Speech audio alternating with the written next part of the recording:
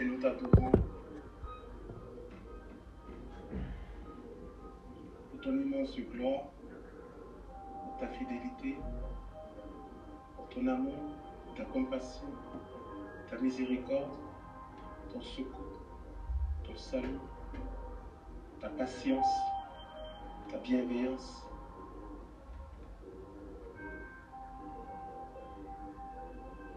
Nous élevons ton Saint-Nom pour ta justice.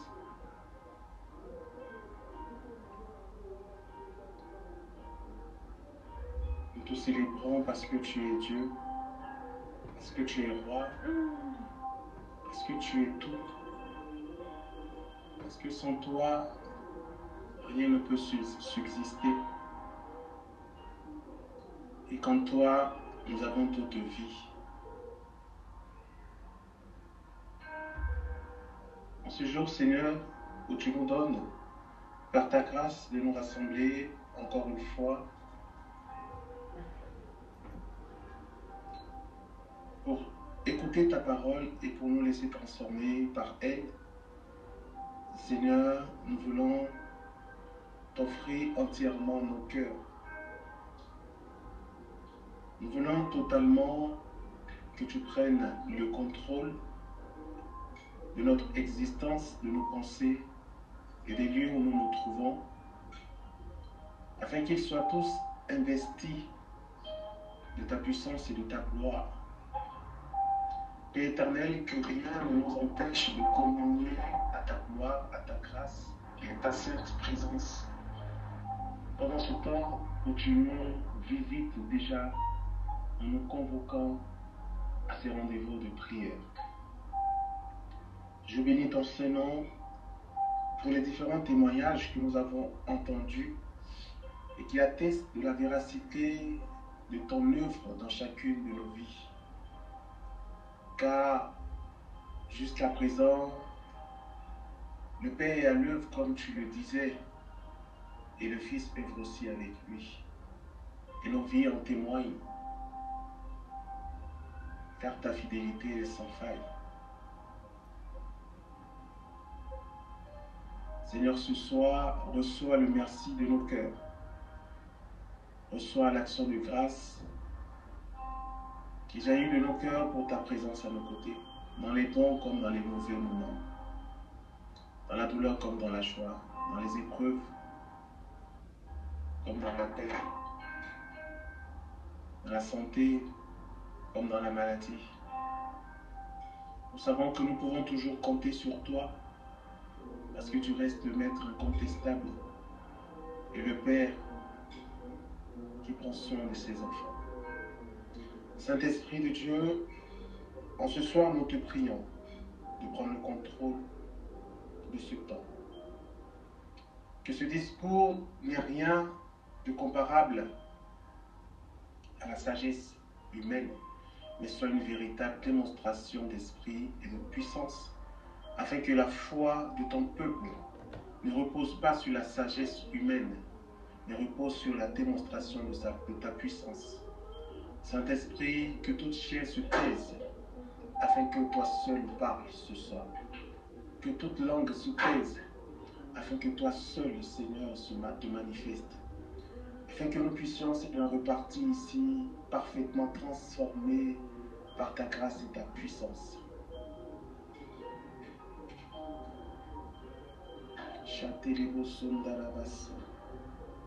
Est-ce qu'on peut prendre quelques instants pour prier en langue, si tu pries en langue?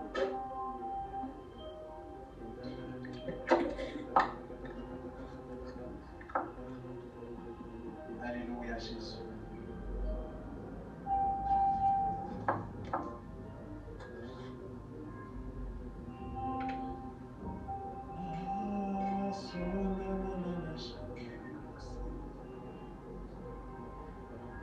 Alléluia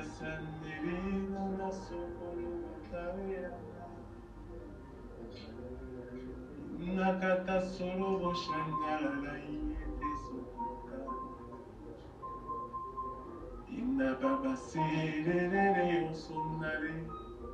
La baya shekerere la nare liosu. Le Saint-Esprit prend toute la place.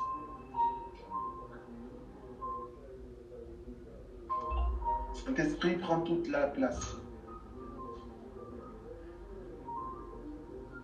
Saint-Esprit prend toute la place. Oui, Seigneur, que ta présence ce soir soit tellement puissante dans nos vies, que ce soit ton règne qui parle et qui se manifeste. Ce soir, nous te désirons, nous te recherchons. Ce soir, nous nous attendons à toi. Ce soir, nous tournons nos regards vers toi. Saint-Esprit, prends le contrôle. Saint-Esprit, prends le contrôle. Saint-Esprit, prends le contrôle. Saint-Esprit, prends le contrôle.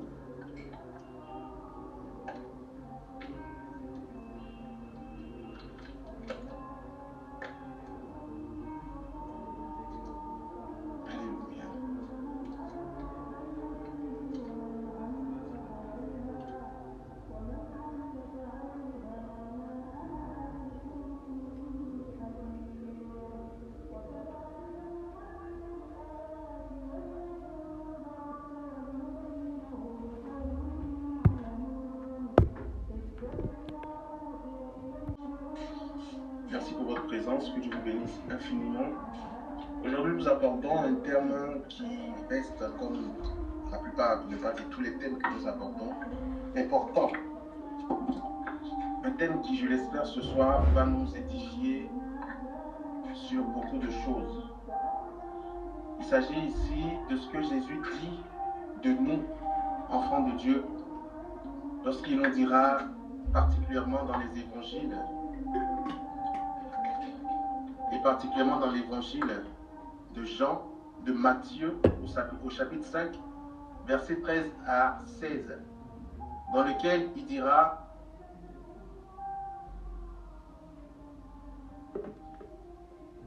vous êtes le sel de la terre, mais si le sel devient fade, comment lui rendre de la saveur? Il ne vaut plus rien. On le jette dehors et il est piétiné par les gens. Vous êtes la lumière du monde. Une ville située sur une montagne ne peut être cachée. Et l'on n'allume pas une lampe pour la mettre sous le boisseau. On la met sur le lampadaire et elle brille pour tous ceux qui sont dans la maison. De même que votre lumière brille devant les hommes. Alors, voyant ce que vous faites de bien, ils rendront grâce à votre Père qui est aux cieux.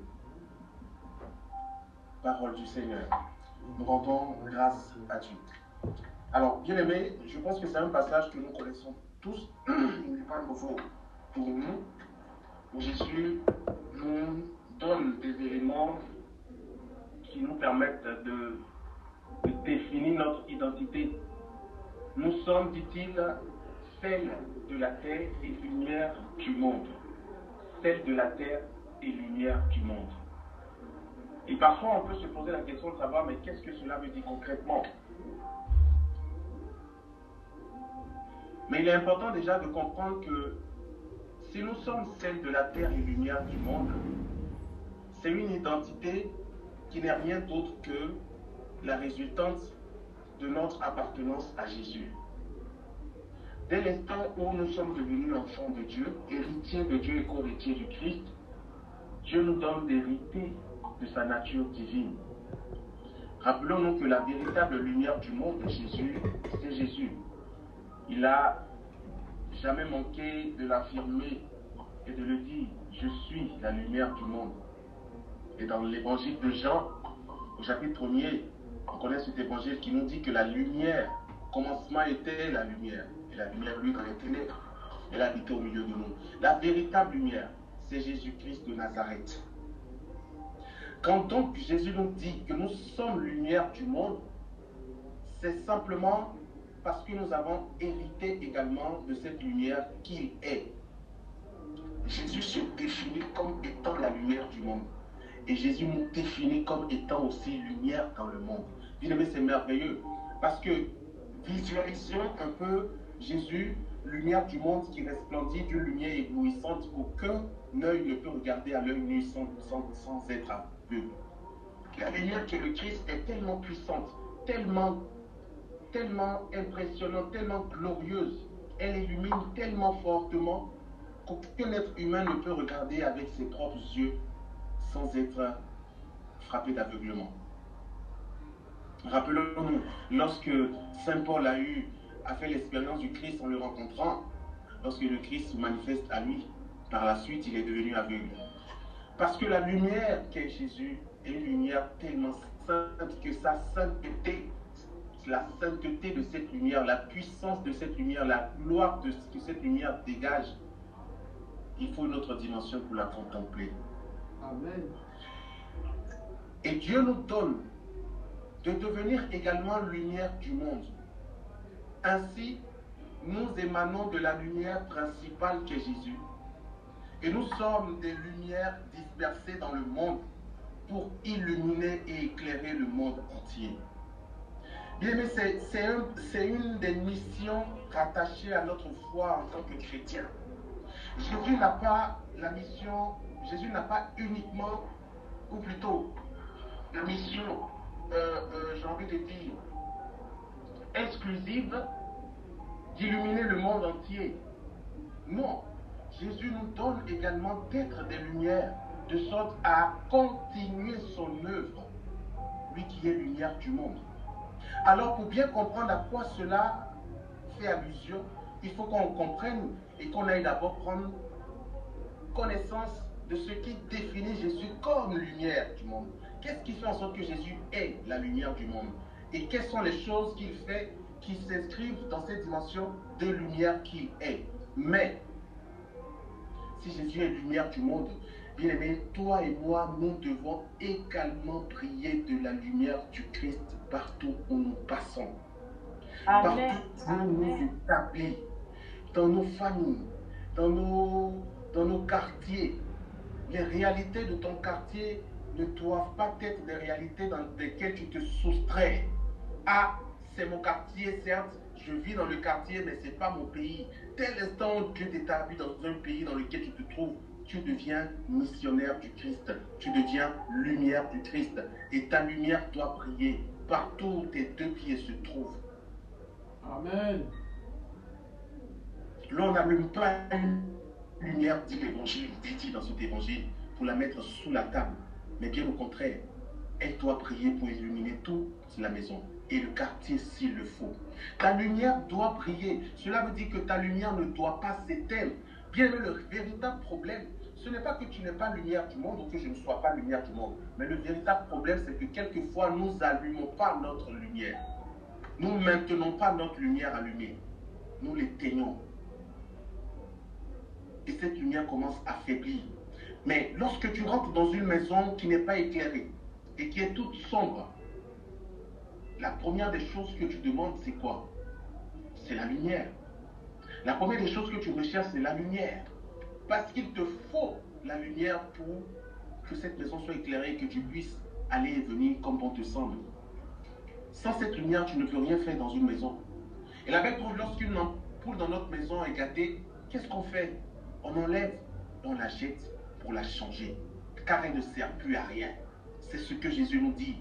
Si ta lumière s'éteint, tu ne sers plus à rien. Si le sel que tu es devient fade, à quoi sert-il? Puisque la fonction du sel, c'est de saler, de donner la saveur à nos aliments. Ainsi, les deux sont indissociables. On ne peut pas parler de lumière sans parler de sel. On ne peut pas parler de nourriture sans parler de sel, parce que le sel est mis dans la nourriture. La lumière et le sel sont deux fonctions qui vont de pair en tant que dans l'identité chrétienne à laquelle nous appartenons. C'est pour ça que si tu es un chrétien dont la lumière ne brille pas, il y a problème. Si tu es un chrétien dont la lumière est comme une veilleuse, il y a aussi problème. Parce que ta lumière ne doit pas être comme une veilleuse, elle doit briller de mille feux pour éclairer le monde et éclairer les nations. Amen. Et le sel que tu es doit être un sel qui donne de la saveur. C'est ça notre mission en tant que chrétien. C'est ça notre mission en tant que disciple du Christ. Mais retenons que cette mission, Jésus lui-même l'accomplit parfaitement parce que tout vient de lui. C'est pour ça que je vais prendre rapidement un passage qui va nous éclairer un tant soit peu sur la façon dont Jésus est lumière du monde pour que nous puissions comprendre ce qui va suivre à la suite de cet enseignement. Dans le livre de Matthieu, et c'est un passage sur lequel nous avons déjà eu à méditer par la grâce de Dieu. Il est écrit ici que Jésus, lorsqu'il a appris la mort de Jean-Baptiste, pas la mort, mais que Jean-Baptiste a été enfermé, il vient s'établir à Capharnaüm. Et en s'installant à Capharnaüm, il vient accomplir une prophétie qui avait été déjà annoncée, dans laquelle Dieu disait, parlant de Capharnaüm, le peuple qui demeurait dans les ténèbres a vu une grande lumière. Ceux qui demeuraient dans la vallée sombre de la mort a vu une lumière se lever. Et on peut se demander, mais de quelle façon cette lumière s'est levée? Quand on regarde la suite de ce passage, toujours dans le livre de Matthieu, on se rend compte que c'est à la suite de ça, je suis dans Matthieu 4, verset 22, qui parle particulièrement de ce passage, et je cite uniquement la prophétie. Terre de Zabulon et terre de Nephtali, route de la mer, pays de la Transjordane, Galilée des nations, le peuple qui demeurait dans les ténèbres a vu une grande lumière. Sur ceux qui demeuraient dans la région sombre de la mort, une lumière s'est levée. Et quand on lit la suite, on est maintenant au niveau de Matthieu 5, Jésus commence son enseignement et la première des choses qu'il annonce, c'est la conversion des péchés, des cœurs. Ensuite, il va parler des béatitudes. Et par la suite, à partir du chapitre 6, il va continuer son enseignement pour changer les cœurs et amener les gens à changer de vie, à être donc convertis. Il parlera de comment faire l'aumône, de comment prier en secret, il parlera des béatitudes, il parlera de la vraie prière, l'autre Père qui va enseigner, le vrai trésor, ce que ça représente, la lampe du corps, Dieu et l'argent, s'abandonner à la providence. Tous ces enseignements ont pour but de transformer d'abord l'être intérieurement, de convertir véritablement chacun d'entre nous. Et par la suite, il va maintenant rentrer dans les œuvres de puissance. Amen. Au chapitre 8, avant même le chapitre 8, chapitre 7, il va parler de comment il ne faut pas juger, comment il ne faut pas profaner les choses saintes. Il parlera également de l'efficacité de la prière. Il parlera de la règle d'or, la loi des prophètes, fais aux autres ce que tu souhaites qu'on te fasse. Il parlera des deux voies, la vie et la mort. Il parlera des faux prophètes, des vrais disciples. Et maintenant, au chapitre 8, il va maintenant commencer des œuvres de puissance. Comment? Guérison d'un lépreux, guérison de l'enfant d'un centurion, guérison de la belle-mère de Pierre, guérison multiple, la tempête apaisée. Je lis les grands titres des chapitres qui suivent. Les démoniaques gadaréniens, guérison d'un paralytique, etc. Guérison d'une hémorroïde, de la femme qui avait les pertes de sang, et ainsi de suite. Par la suite, on voit Jésus qui rentre dans une démonstration d'Esprit Saint de puissance, qui guérit, qui délivre, qui libère, qui délie, etc., qui ressuscite même les morts. Et on comprend ce que cette prophétie a annoncé préalablement, la lumière qu'est Jésus qui vient rayonner et illuminer ce pays ou cette nation qui demeurait dans les ténèbres, est une lumière qui vient apporter le salut à chaque être, qui amène les gens à la conversion, à changer de cœur, mais surtout également qui vient rejoindre chacun dans ses problèmes pour apporter la solution divine, pour apporter le secours divin. Ainsi, on aura toutes sortes d'œuvres, de miracles que Jésus va accomplir par la suite. Ainsi, on va comprendre que Jésus, lumière qu'il est, vient illuminer nos vies de la même manière, en nous amenant à changer de mauvaise vie, en nous amenant à la vérité, en nous éduquant dans ce qu'il faut faire, qu'on ne faisait pas, qui était mauvaise habitude, en nous amenant à changer de cœur et d'attitude, en nous amenant à être de nouvelles personnes avec une nouvelle mentalité, là où on était prêt à répliquer, qu'on soit maintenant prompt à pardonner, et par la suite, en nous amenant maintenant dans les différentes œuvres de grâce et de salut qu'il accomplit dans chacune de nos vies. Une conversion de cœur et également une transformation qui se fait dans la puissance de l'esprit pour transformer nos réalités enténébrées, pour les amener à de nouvelles réalités illuminées de la lumière et de la puissance de Dieu. Amen. Et donc, pour revenir à nous, en tant que chrétiens également, qui héritons de la même identité de Jésus qui est lumière, nous devons également comprendre que la lumière que nous sommes est une fonction que nous devons pratiquer. Ce n'est pas parce que je suis simplement baptisé, chrétien communion confirmé, qu'il me suffit de dire je suis la lumière du monde, ou plutôt je suis celle et lumière du monde, et donc ma lumière brilla de toutes les lumières possibles, de tout son éclat possible, mais derrière, on ne fait rien pour maintenir cette lumière allumée. Souvenons-nous de la femme ou des vierges folles qui se sont retrouvées à n'avoir pas gardé leur lampe allumée. À n'avoir pas gardé leur lampe allumée. Ces femmes n'ont pas pu rentrer dans la salle de noces parce que leur lumière était éteinte. Le chrétien que nous sommes, ou les chrétiens que nous sommes, ne devons pas avoir des lumières éteintes, mais des lumières qui brillent. Pas à moitié, mais véritablement. C'est une fonction que nous devons maintenir dans nos vies. Et c'est ça la question. Est-ce que je maintiens cette fonction dans ma vie? Est-ce que la lumière que je suis est une lumière qui est allumée? Quel est l'état de cette lumière? C'est une lumière qui est en voie de s'éteindre? C'est une lumière qui est déjà éteinte? C'est une lumière qui est affaiblie, qui est devenue veilleuse? Ou c'est une lumière qui brille de mille feux? Point d'interrogation. Amen.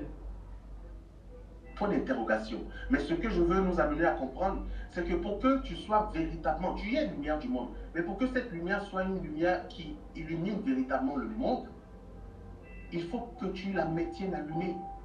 Et cela nécessite une pratique, cela nécessite des actions, cela nécessite une disposition de cœur, d'esprit et une disposition également dans tes actes. Cela nécessite ta participation. Et c'est pour ça que j'aime beaucoup ce que le Seigneur dit dans le livre d'Ésaïe. Nous allons entrer un peu plus en profondeur pour comprendre qu'est-ce qu'il faut faire pour maintenir nos lampes allumées et qu'est-ce qui peut, d'une certaine façon, fragiliser nos lampes, ou plutôt affaiblir l'intensité de notre lumière. J'entends parfois des personnes qui disent on a volé ma lumière, les sorciers veulent voler ma lumière, ou des gens volent ma lumière.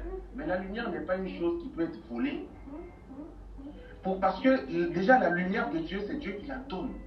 Et elle la donne à qui il veut, elle la donne à ceux qui lui appartiennent, ceux qui confessent son nom comme Seigneur et Sauveur. Et quand Dieu te donne cette lumière, il ne te la donne pas pour que quelqu'un puisse la voler. Mais derrière, tu peux ne pas l'utiliser. Bien aimé, si j'ai du sel à la maison, et que je prépare sans mettre le sel, ma nourriture sera fade. Ma nourriture sera fade non pas parce que je n'ai pas de sel, simplement parce que je n'aurais pas mis le sel dans la sauce. Si je suis dans une maison et que je n'allume pas la lumière, je vais vivre comme s'il n'y avait pas de lumière dans la maison, alors qu'en réalité, il y a des lumières dans la maison. Donc si tu es chrétien également et que tu ne pratiques pas ce qu'il faut pour que ta lumière reste allumée et que tu sois véritablement saveur pour le monde, alors ta lumière deviendra ténèbres et ton sel, ou le sel que tu es, sera affadi et ne servira plus à rien. Isaïe 58, à partir du verset, je dirais à partir du verset 7.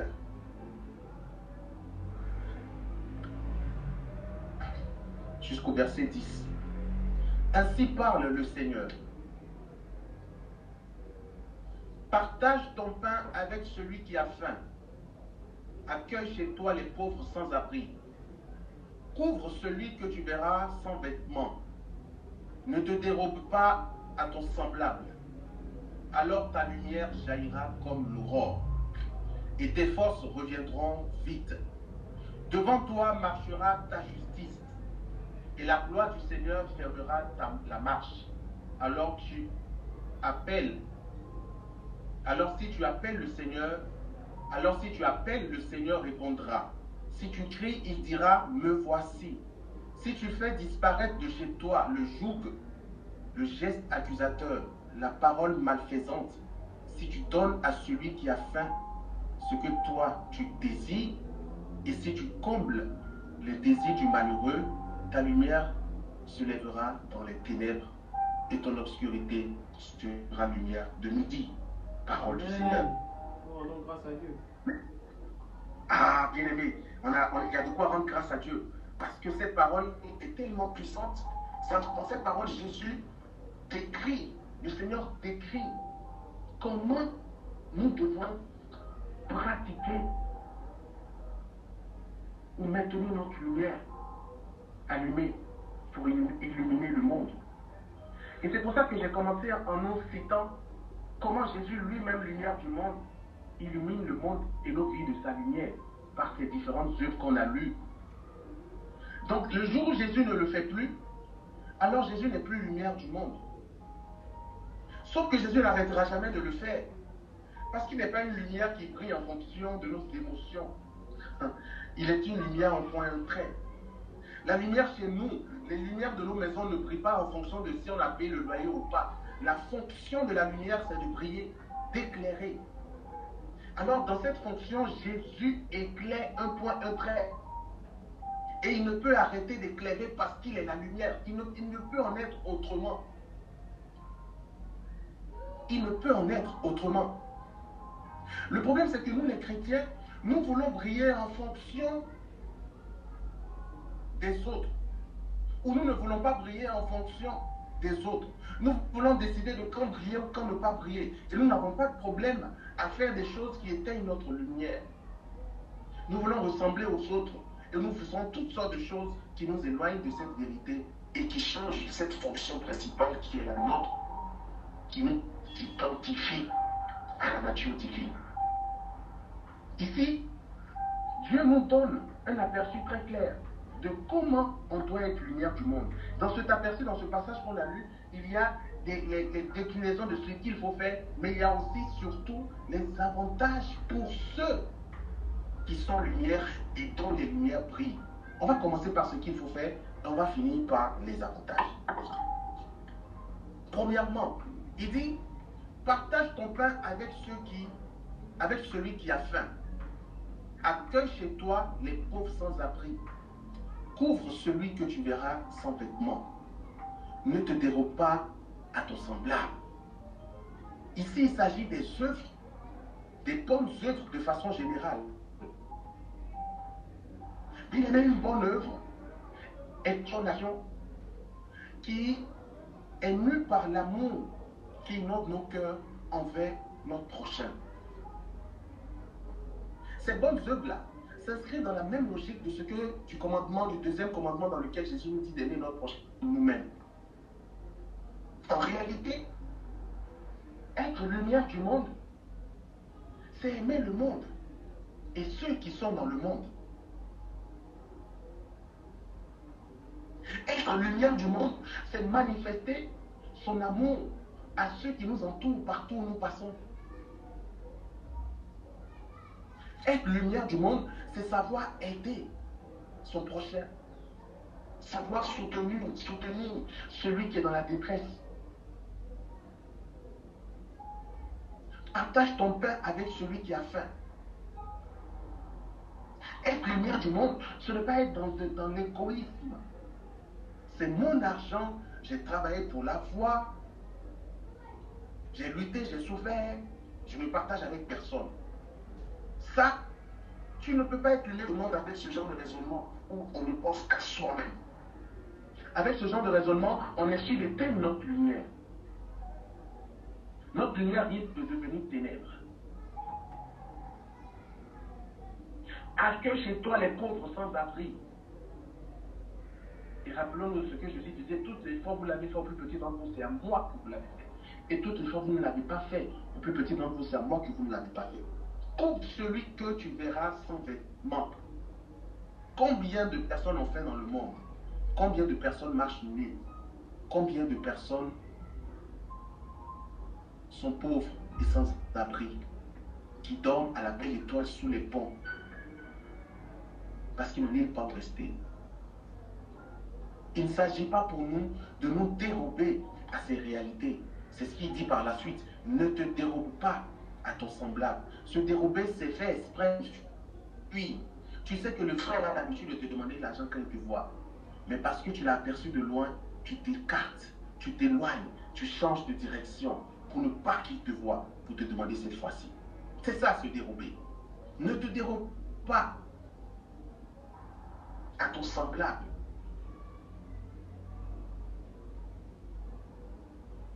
Parfois, nous dépassons des personnes dans la rue et nous avons même du mal à les regarder parce que l'on contemple une telle misère dans laquelle ils sont, que cette misère-là nous dégoûte au point où on veut les éviter à la limite.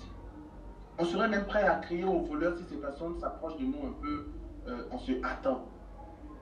Alors qu'en réalité, ce sont des personnes qui ont besoin de secours, qui ont besoin peut-être même d'un petit sourire. Il ne s'agit pas forcément tout le temps d'argent, mais il s'agit même de l'amour qu'on va, l'affection qu'on va lui apporter, même le petit bonjour qu'on donne à ces personnes. Combien de personnes s'arrêtent pour saluer, par exemple, des mendiants? Même si tu n'as pas d'argent, combien de fois on s'arrête pour saluer un mendiant? En prenant même 2 secondes pour demander comment tu vas et ta journée. Combien de fois on se soucie de ces personnes-là? On les dépasse à longueur de journée dans la rue et parfois même on a du mal à les regarder. Alors que ce sont des personnes qui ont juste besoin d'une marque d'attention ou d'amour. Il y a un monsieur qui est dans le quartier d'Harlem. Et à une époque, quand j'allais là-bas, je le voyais souvent assis les soirs devant le portail d'Harlem. C'est un monsieur d'un certain âge. Il est pas toujours bien habillé, pour ne pas dire jamais bien habillé, avec beaucoup de sacs, beaucoup d'habits, beaucoup de choses. Bon, quand tu le vois, tu te demandes, est-ce que c'est un malade mental? Est-ce que, voilà, avec la barbe et tout, bref, pas dans un bon état. Et un jour, Alain m'a parlé de lui et m'expliquait comment il était souvent peiné en le voyant. Effectivement, un jour, je l'ai vu également, je l'ai regardé, ça m'a fait la même impression et je me suis approché de lui. Je l'ai salué, je me suis assis à côté de lui, je me suis présenté et je lui ai demandé comment il s'appelait. Il m'a donné son nom et j'ai voulu un peu connaître son histoire. Et j'ai commencé à poser des questions, mais il était un peu sceptique.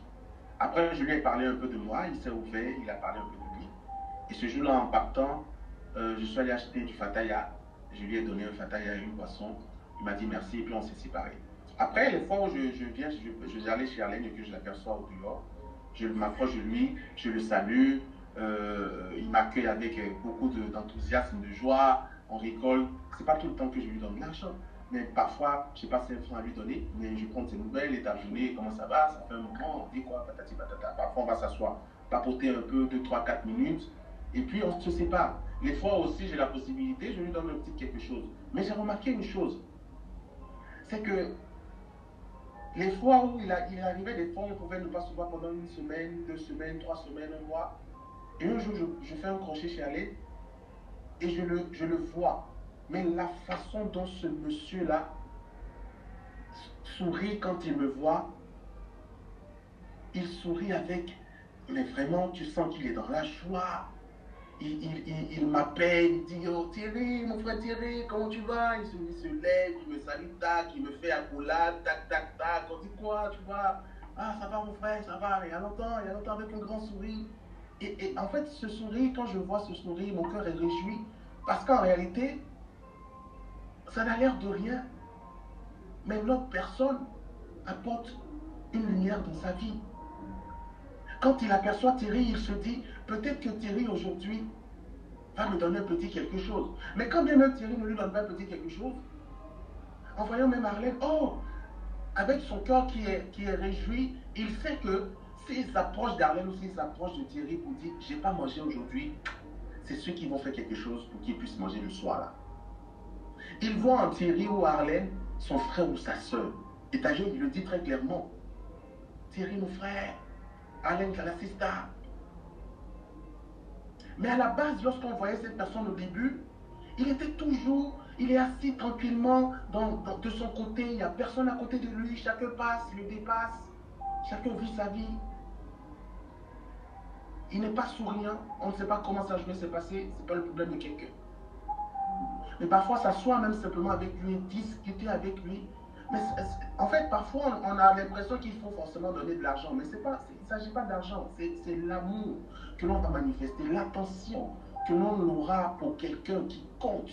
Il y a des personnes qui sont dans des solitudes, dans des dépressions, ou même les membres de leur propre famille les ont abandonnés, ou ils sont rejetés de la société, ou quand tu les vois dans la rue, on est prêt à dire c'est lui qui a volé, c'est quelque chose s'est perdu pendant qu'il était dans les barrages. On est prêt à l'indexer alors que le pauvre peut-être qu'il n'a même pas volé.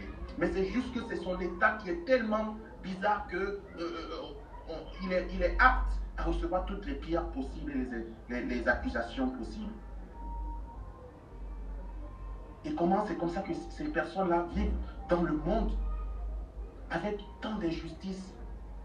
Et quand il nous a raconté son histoire, tu te rendras compte que même dans sa propre famille, en quelque part, ce qu'il vit est aussi lié au mauvais comportement des gens de sa famille. Il n'est pas fou. Non, ce n'est pas un malade mental. Quand tu le vois, tu peux considérer, tu peux te dire que c'est un malade mental. Il est en bonne santé. Il a toutes ses facultés. C'est juste quelqu'un qui est dans la misère et qui a été abandonné par sa famille. Il a été même en France, mais aujourd'hui il se retrouve dans la rue. Tout ça pour nous dire simplement que c'est de ça que nous parle le Seigneur dans sa parole. Ne te dérobe pas à la souffrance de ton frère. Ça peut être les 2 minutes que tu lui accordes pour discuter avec lui. Ça peut être même un petit conseil que tu lui donnes. Peut-être même que tu peux l'aider à trouver un petit travail quelque part. Je ne sais pas.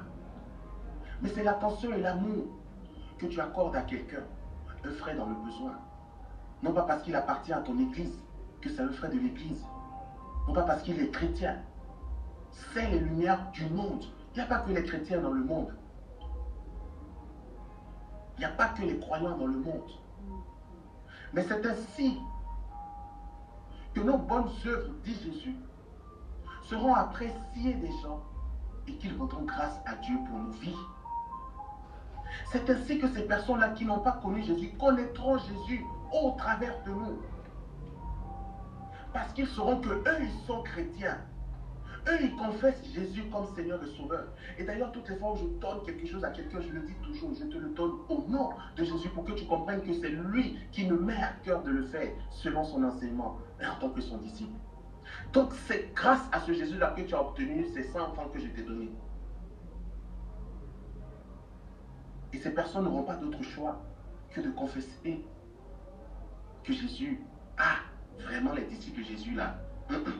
Attention, il y a quelque chose là-bas. Ils rendront grâce à Dieu. Pendant nos mercredis, où on va prier pour les malades souvent, j'y étais allé avec Arlène, on avait visité une dame qui avait un enfant, une nièce malade. Mais cette nièce-là, enfin, la dame en question nous expliquait un peu son histoire. C'est pas sa fille, c'est sa nièce, elle s'en occupe. Mais depuis qu'elles étaient à l'hôpital, c'était tellement devenu difficile que les membres de la famille ne pouvaient plus, en tout cas, n'arrivaient plus à participer, à contribuer. Et elle dit, toutes les fois où j'appelle, on ne décroche même plus mes appels. C'est devenu très difficile. Et ce jour-là, en partant, elle nous le dit parce qu'en partant, j'ai à cœur de lui donner 10 000. Je lui ai donné 10 000. Et c'est la suite qu'elle expliquait tout ça. Elle ne faisait que nous dire merci.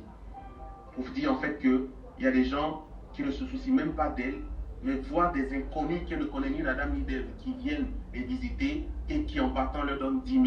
Pour elle, c'est quelque chose d'inimaginable. Dans ce monde-là, c'est quelque chose qui n'existe quasiment plus. Et nous voyons à quel point le monde souffre. Nous voyons à quel point le monde est dans une... Chacun est dans un intérêt, dans son intérêt personnel, recherche son intérêt personnel. Chacun lutte pour sa survie. Et on se dérobe à la souffrance des autres, d'un frère et d'une sœur. Nul n'a le droit d'être heureux tout seul, disait quelqu'un. Mais en tant que chrétien, bien-aimé, pour que notre lumière brille, c'est ce que Jésus nous dit. Nous devons pratiquer de bonnes œuvres, des œuvres de charité. Une œuvre de charité, ce n'est pas seulement l'argent qu'on donne. mais c'est l'amour qu'on apporte aux uns et aux autres. Je continue ce que nous dit le Seigneur dans ce passage d'Isaïe 78, versets 7 à 10. Ne te dérobe pas à ton semblable, alors ta lumière jaillira comme l'aurore. Lorsque nous pratiquons de bonnes œuvres, bien aimé, notre lumière brille. Il dit, ta lumière jaillira comme l'aurore. Ça veut dire que ta lumière va briller de mille feux. Aujourd'hui, malheureusement, dans cette société, quand tu fais du bien à quelqu'un, quand tu es là pour quelqu'un, quand tu te donnes pour quelqu'un, ça se retourne souvent en mal contre toi. Et beaucoup vont développer cette mentalité ou ce raisonnement dans lequel ils diront, je ne vais plus le faire. Il y a même des statuts parfois où tu verras 2026. La façon dont tu m'as traité, c'est comme ça que je vais te traiter. La façon dont tu me prends, c'est comme ça que je te prends. Mais bien aimé, est-ce que nous devons marcher ou être chrétiens comme le monde ou comme le Christ? Nous devons changer d'identité en fonction des gens ou nous devons demeurer dans notre identité, peu importe ce que le monde nous fait subir. Faisons attention. Parce que si tu vois quelque chose que ton frère fait qui n'est pas bien, tu ne dois pas reproduire. Si je n'ai pas pu t'aider, que ce soit parce que je n'ai pas la possibilité de t'aider, mais pas parce que je n'ai pas envie de t'aider. Il y a une différence. Une chose est sûre, c'est que je ne peux pas aider tous les mendiants du monde, même de mon quartier. Mais tout compte fait, tout effort je peux que je le fasse. Même si toi, tu m'as déjà blessé. Même si toi, tu m'as déjà critiqué. Même si tu as déjà sali mon nom. Même si tu as déjà raconté toutes sortes de choses sur moi. Même si tu as déjà essayé même de me tuer. Que ma lumière continue de briller. Que ma lumière ne devienne pas ténèbres à cause de toi. Amen. C'est donc à nous, et c'est ce que Jésus nous dit dans les évangiles, il dit dans les derniers temps, à cause de l'iniquité croissante, l'amour de beaucoup manquera. À cause des mauvaises choses que les uns et les autres nous font, on va commencer à développer un mauvais cœur, quelque part un petit mauvais cœur qui ne va plus faire ou qui ne va plus pratiquer dans les bonnes œuvres. Parfois même il y a des gens de nature gentille, mais qui vont décider de ne plus être gentils parce que toutes les fois ils ont été gentils, les gens ont profité, ont abusé d'eux. Mais ça n'a pas de sens. Tu as une vertu, tu as une qualité, et tu refuses une qualité ou une vertu que Dieu t'a donnée. Maintenant tu refuses d'exceller là-dedans à cause de comment les gens profitent de toi ou à cause de comment les gens te traitent mal. Bien aimé, ce n'est pas être bête que de continuer à être gentil avec quelqu'un qui abuse de toi. Non, ce n'est pas être bête, mais c'est demeurer dans son identité en tant que chrétien. Parce que si Jésus devait faire comme nous, Amen. je vous promets, il y a longtemps que nous tous sommes déjà morts, enterrés depuis des lustres. D'ailleurs, même, il y a longtemps même qu'on n'hésitera même plus. Si Jésus devait faire comme nous, aucun d'entre nous ne serait en même de dire Jésus, je suis sauvé par le Christ.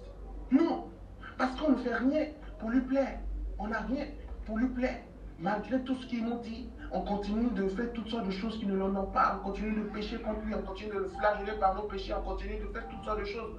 Et chaque fois qu'on vient se confesser, on dit pardonne-moi Seigneur, il nous pardonne. Mais le lendemain, on est là pour le même péché. Mais il continue de nous pardonner. C'est pas parce qu'il est bête. Quand on fait quelque chose, il est lent à la colère. Parce que si sa justice doit sévir tout de suite, ça va être catastrophique. Mais sa lenteur nous amène à la conversion. Et dans cette lenteur, nous incite à la conversion. Et le jour où on arrive à se convertir par la grâce de Dieu, sa patience serait payée. Mais il n'a pas été patient parce qu'il est bête. Il a été patient parce que ce sont des vertus qui le définissent. Et des vertus par lesquelles il se définit et qu'il s'emploie à maintenir et à pratiquer coûte que coûte, vaille que vaille. Car s'il change, alors il changera d'identité, il ne sera plus le Messie, il ne sera plus Dieu, il ne sera plus Christ, il ne sera plus le Sauveur. Amen. Dieu est égal à lui-même parce que d'abord, il ne peut se renier lui-même. Maintenant, nous voulons changer en fonction des gens ou en fonction de nos blessures. Bien aimé, c'est une erreur monumentale. Si je suis gentil, alors, excuse-moi, abuse de ma gentillesse si cela te semble bon. Mais Dieu sera juge entre lui, entre toi et moi. Mais je ne vais pas arrêter d'être gentil parce qu'on m'a déjà trop offensé par ma gentillesse. Je vais pleurer dans le secret, mais toutes les fois je m'efforcerai par la grâce de Dieu à le faire. Pour que ma lumière continue de briller comme l'aurore. Amen. Et bien aimé, dans la suite, nous allons comprendre pourquoi il est important de ne pas changer de cap. Et même si tu n'es pas gentil, cherche à développer la gentillesse, cherche à développer ses vertus, cherche à développer ses œuvres et ses bonnes œuvres. Bien aimé, on n'apprend pas ces choses-là lorsqu'on est riche. Parfois, certaines personnes vont penser que la charité, c'est quand je dois avoir beaucoup d'argent que je dois être charitable. Non, c'est pas quand je dois avoir beaucoup d'argent. C'est même dans mon rien que je dois apprendre à partager. Parce qu'il est plus difficile de partager dans son rien que de partager dans son abondance. Mais si on apprend à partager dans son rien, on sera à même de partager dans son abondance. Si on a appris à partager dans l'abondance, quand on sera dans le rien, on aura du mal à partager. Il dit, et je cite, les choses qui nous amènent à maintenir notre lumière allumée. À la suite, ne te dérobe pas à ton semblable, alors ta lumière brillera comme l'aurore. Il dit,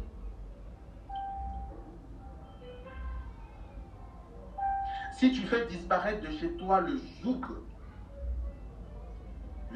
le geste accusateur, la parole malfaisante. Si tu fais disparaître le joug c'est le quoi? Le joug c'est quoi? Le joug en réalité c'est comme une forme d'oppression.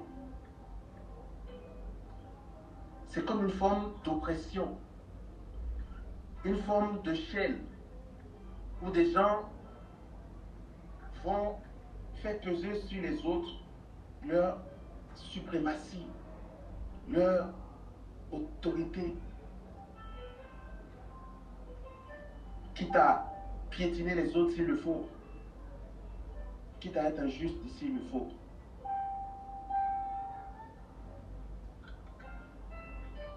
Il dit, si tu fais disparaître de chez toi le joug, le geste accusateur. Bien aimé, vous savez, dans la parole de Dieu, celui qu'on appelle accusateur, c'est le diable. Mais quelquefois, nous nous retrouvons à faire comme le diable, à accuser les autres. Parfois, on accuse même sans preuve. Parfois, on accuse même sans être sûr. La parole malfaisante. Oh, ça c'est un détail très important. Parce que dans cette génération, on parle mal. On a un mauvais langage. Un très mauvais langage. Nos bouches sont devenues des armes qui combattent et qui déchirent le cœur des autres par nos mauvaises paroles. Les paroles ont fait, nous aussi on le fait. Et on blesse, partout où on passe, on blesse des personnes. Mais comment on peut être dans ce genre de situation ou ce genre de réalité et être lumière du monde? Et où être saveur? C'est la lumière du monde. Dès qu'il y a des personnes, dès qu'elles sont quelque part, tu veux disparaître parce que tu sais que les problèmes sont arrivés. Tu sais que le commérage est arrivé. Tu sais que ton nom va se retrouver dans une chose dans laquelle tu n'as jamais été. Tu sais qu'on va décortiquer ta vie tout de suite et raconter des choses que tu n'as jamais eu à faire parce qu'elles sont spécialisées là-dedans. C'est grave. Lorsqu'on identifie ta personne comme quelqu'un, comme un menteur ou une menteuse, comme quelqu'un qui calomnie les autres, comme quelqu'un qui dit toutes sortes de choses abominables, comme quelqu'un qui parle mal et qui n'a pas un langage d'amour. Et en fait, non. Si vous deux vous êtes en de bons termes, il n'y a pas de problème. Mais dès l'instant où il y a un petit souci entre vous, c'est fini. Elle a enlevé son manteau de bonne personne et puis elle porte le deuxième manteau. C'est-à-dire le manteau des gens qui savent parler mal.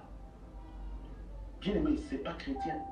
Et ce ne sont pas des actes ou des attitudes qui reflètent les chrétiens que nous devons être selon la volonté de Dieu. Il s'agit pour nous ici d'être lumière et de bannir de nos vies les mauvaises paroles, les mauvais langages. Amen. Critiquer les autres, insulter les autres, mal parler des autres, raconter comment je ne sais pas trop quoi a fait Amen. quoi, on n'a pas fait quoi. Mais ça ne nous amène nulle part. Ça crée des dégâts, ça crée des blessures, ça crée toutes sortes de choses abominables dans la vie des gens.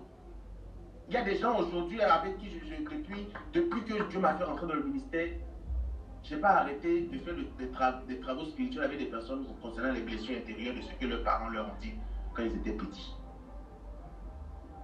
Jusqu'à aujourd'hui, il y a toujours quelqu'un avec qui, à un moment donné, on va faire ce travail-là. Comment papa ou maman les avait blessés quand ils étaient petits en leur disant une parole mauvaise.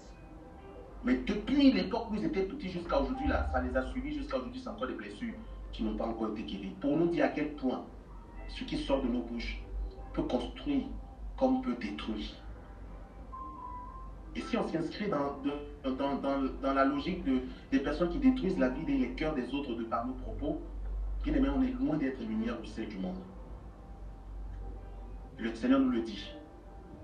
Si tu fais disparaître de chez toi le joug, le geste accusateur, la parole malfaisante, si tu donnes à celui qui a faim ce que toi tu désires, c'est important, j'aime bien cette précision, ce que toi tu désires, parce que parfois on peut donner, mais pas forcément dans cette logique-là. Oh, tu as une domestique à la maison, comment tu prends ta domestique? Comment tu traites ta domestique? Comme un membre de ta famille ou comme une étrangère? Quand on prépare, tout le monde doit manger avant qu'elle ne mange. Vous avez, nous, tout le monde a mangé le riz, et puis elle va manger les croûtes. Mais ce sont des habitudes parfois, et c'est pour ça que même avec, par exemple, la Caritas, ils interdisent par exemple que les gens apportent des habits qui sont usés. Parce qu'on finit de porter un habit, il est peut-être bien déchiré à gauche et à droite, on essaie de rafiscoler un peu et on va donner à la Caritas pour les gens. C'est pas mauvais, mais si on peut acheter ou donner des habits qui sont encore en bon état, ça vaut mieux. C'est encore plus lourd, ça pèse encore plus dans la balance que de donner des habits totalement déchirés. Parfois même, on ne lave pas même les habits avant d'aller donner. C'est un acte qui est encore rempli de beaucoup d'impuretés. Mais Dieu nous demande de donner aux autres ce qu'on a, ce que nous-mêmes on désire. Pour dire en fait, et ça s'inscrit dans ce que Jésus dit, aime ton prochain comme toi-même. Si moi j'aime telle chose, en offrant à mon prochain, je dois aussi offrir à la limite ce que j'aime aussi à mon prochain. Après, si c'est que je ne peux pas offrir ce que j'aime et que j'offre ce que j'ai, c'est autre chose. Mais si je peux offrir ce que j'aime et que j'offre ce que j'ai, cela aussi, c'est à ce niveau qu'il faut faire attention. Amen. Si tu combles les désirs du malheureux, ta lumière se lèvera dans les ténèbres et ton obscurité sera lumière de midi.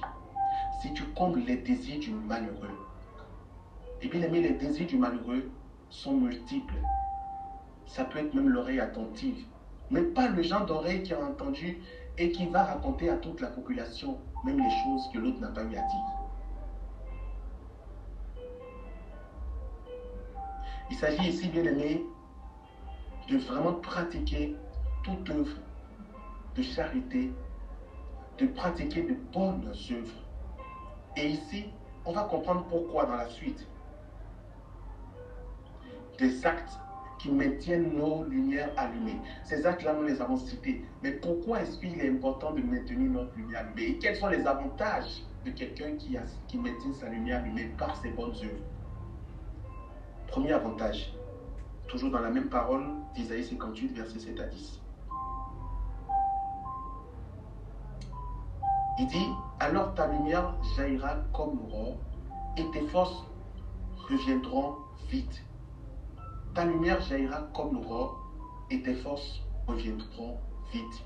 Alors, je fais une petite pause. Déjà, ta lumière qui jaillit comme l'aurore montre ici que par ces actes, ta lumière brille. Ta lumière éclaire. Si ta lumière éclaire les nations, ça veut dire que ta lumière éclaire aussi le cœur des personnes que dans la vie desquelles tu fais briller ta lumière. Si ta lumière éclaire les cœurs et les vies des personnes justement qui bénéficient de ta lumière ou de tes bonnes œuvres, Cela veut dire également que tu restes un élément qui aurait marqué d'une façon ou d'une autre la vie de ces personnes-là. Il y a des actes qui s'effacent dans le temps. Il y a des actes qui ne s'effacent jamais et qui demeurent dans l'éternité. Amen. Lorsque tu poses un acte dans le monde anodin, construire une maison, elle finira par disparaître tôt ou tard. Mais pose un acte de charité ou un bon acte ou une bonne œuvre dans la vie de quelqu'un, elle va demeurer éternellement. Toutes les fois où cette personne-là vont se souvenir de toi, même si aujourd'hui vous êtes ennemis, elles ne pourront pas omettre ou oublier qu'hier tu as rayonné dans leur vie et par ta lumière. Et devant Dieu, c'est une réalité qui s'inscrit éternellement. On va comprendre par la suite. Il dit, tes forces reviendront vite. Il s'agit ici de force qui n'est pas une force humaine, mais une force divine. Dans notre marche avec le Seigneur, bien-aimé, nous avons absolument besoin de la force de Dieu. D'ailleurs, la force divine fait partie des 7 dons du Saint-Esprit dans Isaïe, dans le livre d'Isaïe, lorsqu'il nous parle des 7 dons du Saint-Esprit, le don de crainte de Dieu, de piété, de force, de sagesse, etc. Le don de force.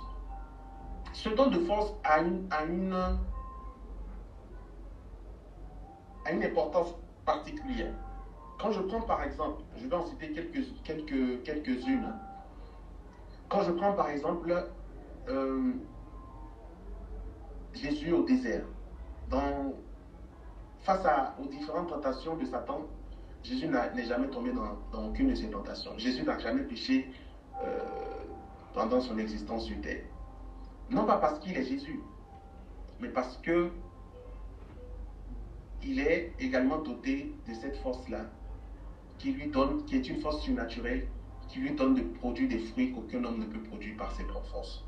Et c'est avec cette même force que Jésus, ou que Dieu, c'est cette même force que Dieu nous donne, par les 7 dons du Saint-Esprit, par le don de force, de sorte à ce que nous puissions produire les mêmes œuvres divines qui sont humainement impossibles. C'est pour ça que, par exemple, sortir d'un combat, d'une vie de péché, ce n'est pas par nos propres forces que nous y arrivons, mais c'est par la force de Dieu, la force divine. Amen. C'est pour ça qu'il ne faut pas compter sur ses propres forces. Quand on compte sur ses propres forces, on finit toujours par échouer et après on est fatigué. Mais en comprenant que c'est une grâce qui nous vient de Dieu, on implore cette grâce et on s'attend à ce que cette grâce nous porte. Et cette grâce va nous porter parce qu'elle nous a été donnée par le sacrifice de Jésus à la croix pour nous aider dans notre marche sur le chemin de la sainteté. Mais cette force-là ne vient pas seulement nous aider dans nos différents combats face au péché, mais dans toutes les réalités de nos vies. À un moment donné, on est fatigué par les épreuves. On est tellement éprouvé qu'on a du mal à continuer. On veut juste rester à terre. On n'a pas de force pour se relever. Aucune parole humaine ne suffit pour nous relever. On ne peut pas être vivifié. On est au bord de la dépression. Et c'est en ce moment que Dieu nous insuffle, que le Saint-Esprit souffle sur nous sa force. Et nous sommes investis d'une force surnaturelle qui nous envahit et qui nous fait bondir de l'avant et continuer la marche. Amen. Mais parfois aussi, on va demander cette force-là. On va demander cette force-là, mais on ne sait pas que nos bonnes œuvres nous donnent instantanément de produire cette force-là. Ou nos bonnes œuvres produisent en nous cette force-là, selon l'enseignement, selon la parole de Dieu. Pour que tu sois aussi investi de cette force, le Seigneur nous dit qu'il nous faut demeurer dans les bonnes œuvres. Alors ta lumière jaillira comme l'aurore et tes forces reviendront vite. Tu ne manqueras donc pas de force divine pour t'assister dans toutes les situations où tu auras besoin de la force de Dieu, de la force divine, de la force de l'Esprit Saint. Ce n'est pas simplement lorsqu'on est dans les prières charismatiques qu'on invoque la force de cet esprit. Visite-nous par ta force, visite-nous par ta... Non, ce n'est pas à ces moments-là seulement que Dieu nous visite, mais c'est aussi dans ces actes-là que naturellement la force de Dieu nous investit. Parce que ces actes-là produisent des conséquences positives dans nos vies. J'avance, je continue. Et la gloire du Seigneur fermera la marche. Je reprends. Il dit alors ta lumière jaillira comme l'aurore et tes forces reviendront vite. Devant toi marchera ta justice. devant toi marchera ta justice. Bien aimé, la justice, c'est quoi? Pas la justice dans un contexte humain, mais la justice divine. Quelle est la définition de la justice divine? Je vais vous la lire. La justice divine est un concept théologique qui désigne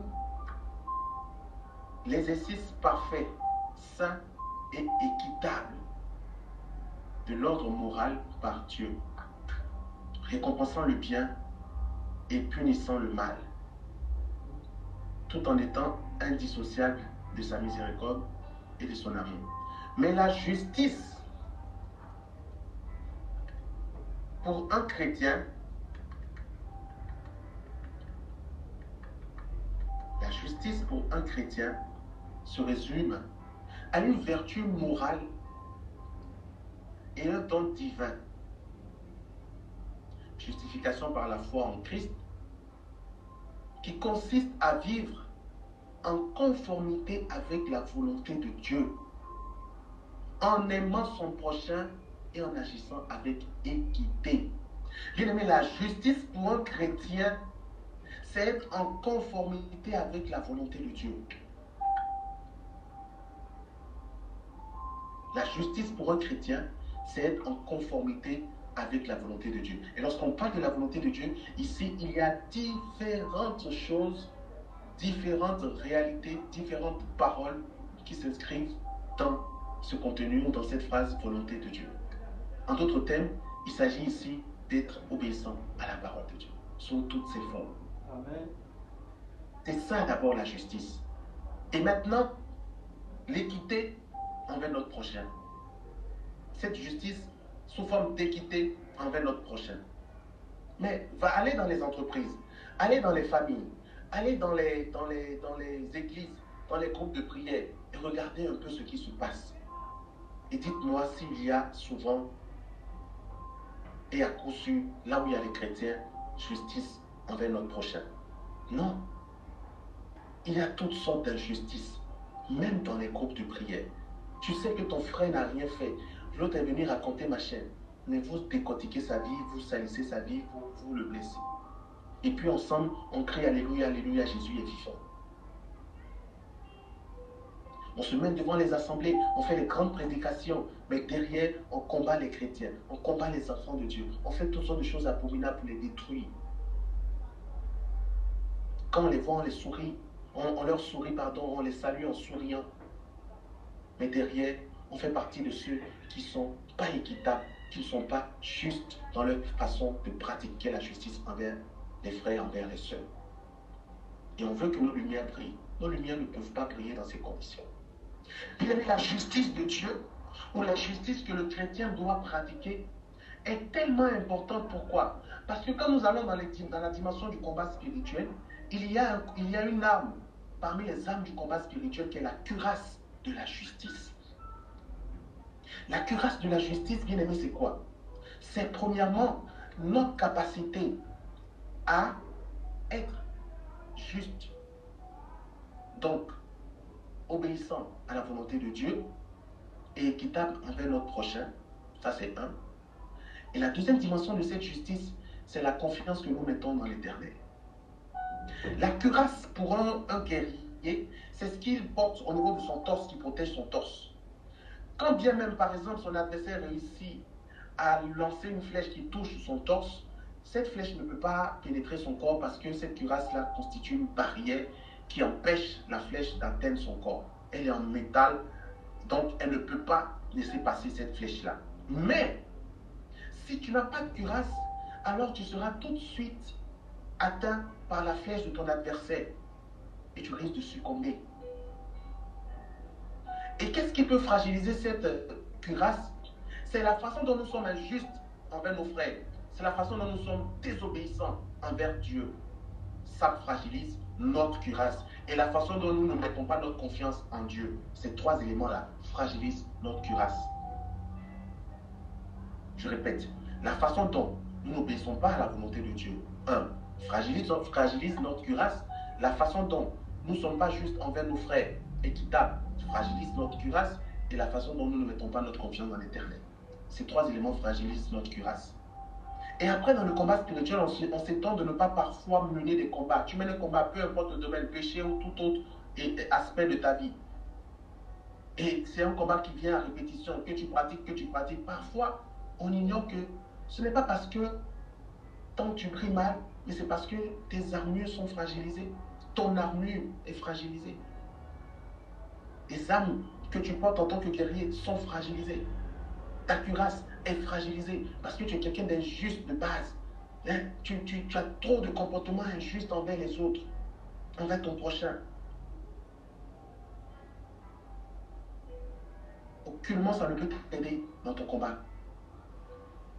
C'est pour ça que nous devons apprendre à renforcer nos armures ou les armes du combat spirituel. Il y a des combats même que tu vas mener dans la vie, ou il y a des combats que tu vas gagner dans la vie sans les mener.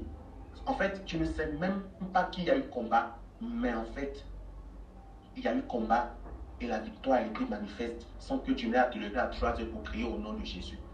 Les chrétiens pensent que le combat, c'est crier au nom de Jésus. Ce n'est pas crier au nom de Jésus au point où tu n'as plus de voix. Non.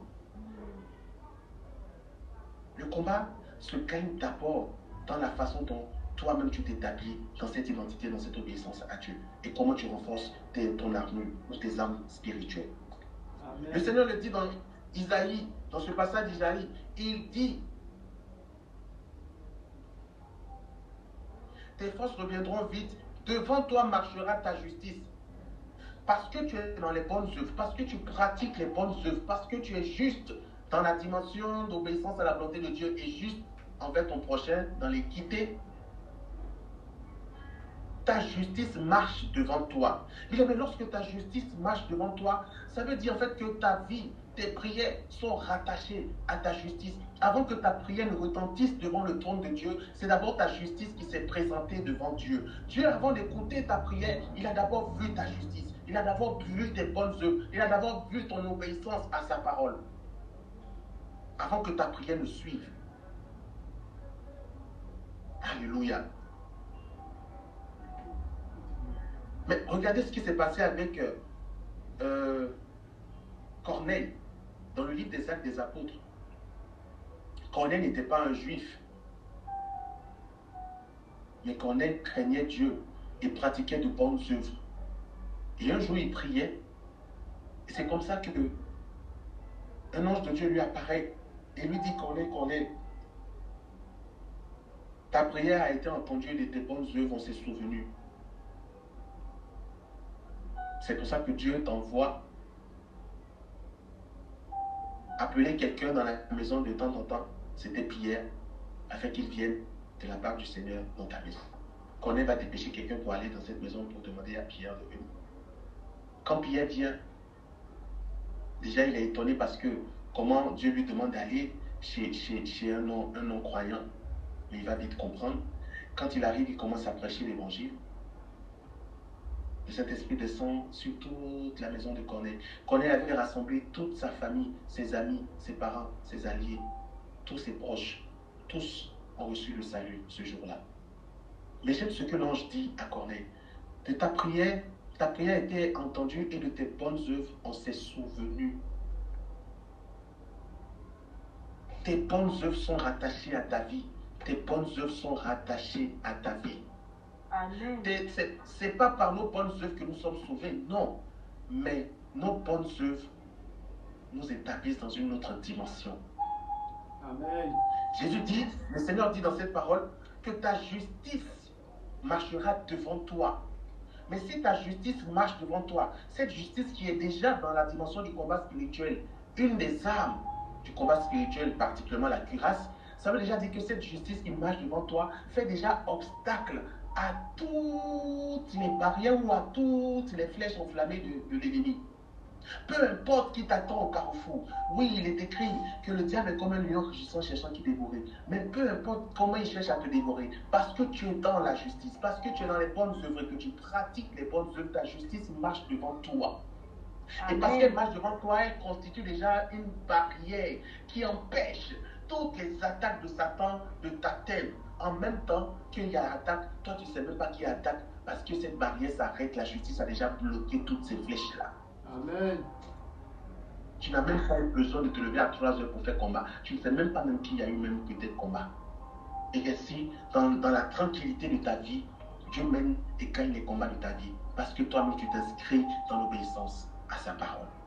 Et bien aimé, quand tu es injuste, quand tu parles mal aux gens, quand tu as toutes sortes de choses abominables que le Seigneur ne veut pas que tu aimes et que nous faisons, mais à quel moment notre justice pourra nous proposer? Notre justice va marcher devant nous de quelle façon? Si elle marche devant nous, c'est qu'elle est bancale.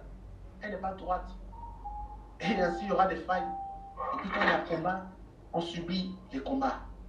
Et après, on court dans tous les sens. On cherche à prier pour chasser les grands esprits ou pour chasser. Alors qu'en réalité, il y a d'abord ces préalables-là qu'il faut corriger dans nos vies. Il dit, ta justice marchera devant toi. Et il ajoute, et la gloire du Seigneur fermera la marche. Alléluia. La gloire du Seigneur fermera la marche. Donc toi, tu es au milieu. Ta justice est devant, qui marche devant toi. Et la gloire de Dieu est derrière, qui boucle la marche. Amen. Il me regarde comment, contemple cette sainte image, comment tu es encadré. En fait. Comment tu es encadré par ta justice devant et la gloire de Dieu derrière. Qui peut t'atteindre? Cette gloire illumine déjà ta vie. Et lorsqu'on parle de la gloire de Dieu a plusieurs dimensions. Il y a la dimension de la gloire de Dieu comme lumière. Et on a déjà vu Jésus, lumière du monde, ce qu'il apporte dans nos vies. Donc cette gloire qui boucle ta marche derrière est déjà opérante dans ta vie. Mais il y a la gloire de Dieu dans la dimension de sa puissance. Donc la puissance de Dieu ne te fait pas défaut pour les propres réalités de ta vie et pour les propres combats de ta vie. Avant même qu'il y ait un combat devant la justice à bloquer et la gloire de Dieu dans la puissance à répliquer. Pendant que toi tu dors paisiblement. Parce que tu t'inscris dans la volonté parfaite de Dieu. Parce que tu obéis à sa parole. Parce que tu pratiques des bonnes œuvres et les œuvres de charité. Donc, bien aimé, tu vois que tout ça là, ton argent que tu donnes ou bien les œuvres de charité que tu peux faire derrière là, parfois on se dit, ah, oh, c'est mon argent, oh, je vais souffrir, derrière je n'aurai pas à manger.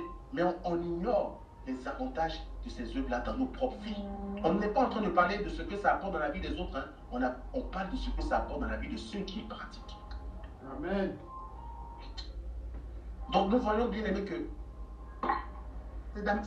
c'est pas seulement pour celui à qui tu fais du bien, pour celui avec qui tu es juste ou autre, mais c'est aussi et d'abord pour toi.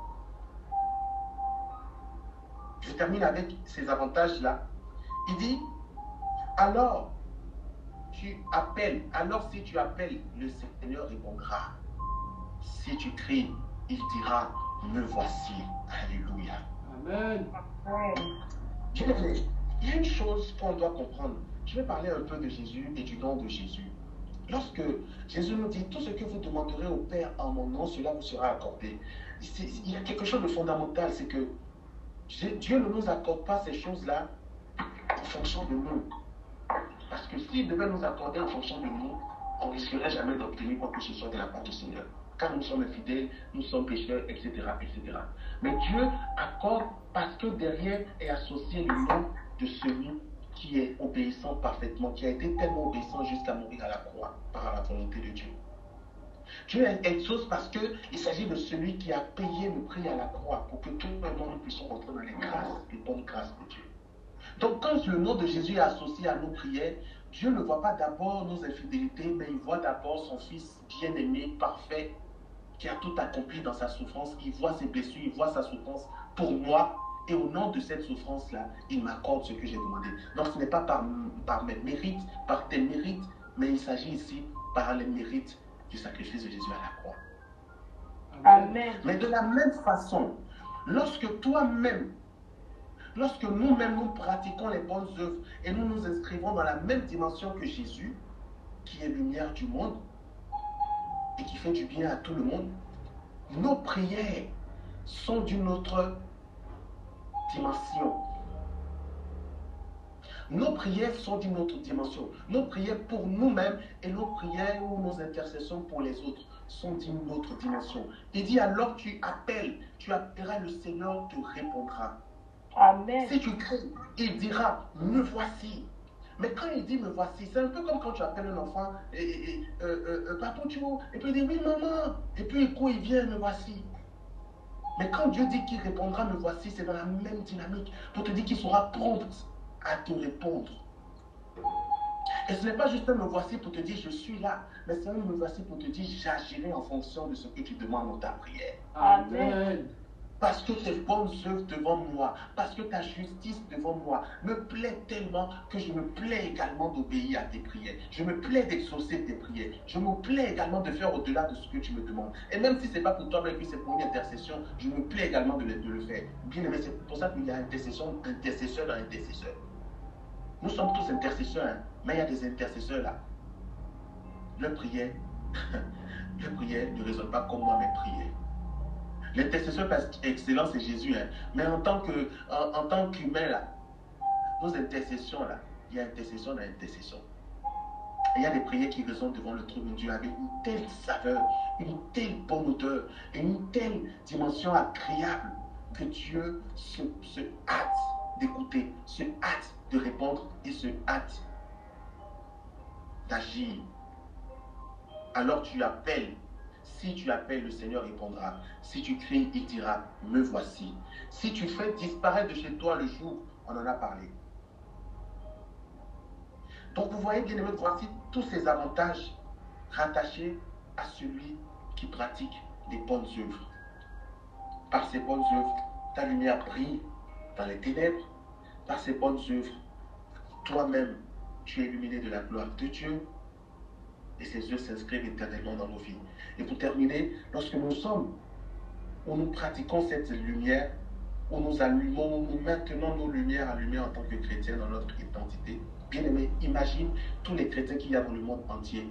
Et imagine que chaque pays, chaque nation, chaque village, chaque quartier, chaque contrée, maison où il y a un chrétien, ce chrétien-là s'inscrit dans cette dimension. Est-ce que le monde n'ira pas mieux? Amen. Si. Est-ce que le monde n'ira pas mieux? Mais aujourd'hui, nous, on voit comment le monde va mal. Et on incrimine le pauvre Jésus. Ah, ne vois-tu pas les gens qui souffrent? Oui, ils voient les gens qui souffrent. Mais toi-même en tant que lumière, comment, ou nous-mêmes en tant que lumière, comment pratiquons-nous cette... Ou comment illuminons-nous le monde par la lumière que nous sommes? Mais si on le fait bien, le monde ira mieux parce qu'il y a un chrétien dans le monde. Le monde ne peut pas vivre normalement sans chrétien. Le monde doit se porter et le monde se portera toujours mal sans chrétien. Mais que le monde ne se porte pas plus mal qu'il ne se porterait malgré les chrétiens qu'il y a au milieu ou qu'il y a dans le monde. C'est là où c'est pas bon. Là où ça sera un péché. En tant que chrétien que tu es, que ta lumière brille. Mais pour que ta lumière brille, pratique ces bonnes œuvres. Amen. Pour que ta lumière brille. Et ne te fatigue pas de pratiquer ces bonnes œuvres. On ne parle pas le même langage que les païens. Les païens te diront, je ne le ferai plus parce qu'il m'a fait du tort. Mais le chrétien te dira, je pardonne et je fais tant que je peux. Amen. Et que ta lumière puisse briller de mille feux par tes bonnes œuvres. Et qu'ainsi, les différentes grâces s'attachent également à ta vie à cause de tes bonnes œuvres.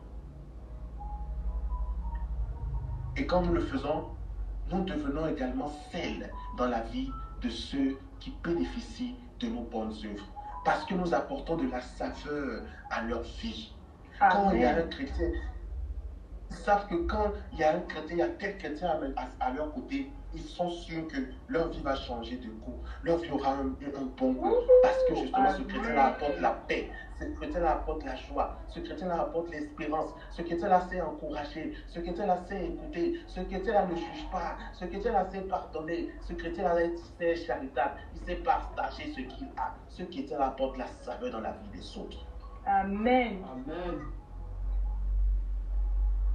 Et le jour où tu n'es pas à côté de la personne, cette personne-là doit pouvoir dire, oh, vraiment, je sens l'absence de Yannick. Je sens l'absence de grâce. Parce que justement, il y a une saveur qui manque. Mais quand tu es présent, ça change tout. Amen. Bien aimé, c'est ce que Jésus opère dans nos vies en tant que chrétien, lui-même qui est lumière du monde et saveur par excellence. Et c'est ce qui nous a fait la produire dans la vie également de ce monde et des gens qui nous entourent, sans faire exception de personne. Bien-aimés, soyons des chrétiens qui illuminent la vie des autres et du monde. Soyons des chrétiens qui apportent la saveur dans la vie des autres et du monde. Amen. Amen. Amen. Amen.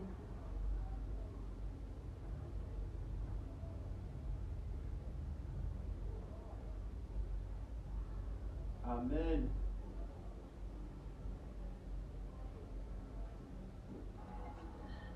Alors, la bonne nouvelle que j'ai pour vous, pour nous ce soir, c'est que le Saint-Esprit est en train d'investir les cœurs de plusieurs ici. Parce qu'il veut raviver cette flamme-là dans nos vies. Il veut rallumer et faire briller davantage cette lumière que nous sommes. C'est pour ça que ces personnes vont ressenti particulièrement un désir. C'est un peu comme si on t'a reconnecté à un désir de t'inscrire dans cette dimension. C'est comme si tu éprouves maintenant une autre dimension de ce désir-là, d'être lumière du monde, d'illuminer le monde et d'apporter ta saveur au monde. Ce n'est pas un désir qui vient, qui est anodin, c'est une grâce qui est donnée maintenant par le Saint-Esprit afin que nous puissions demeurer dans cette identité qui nous définit.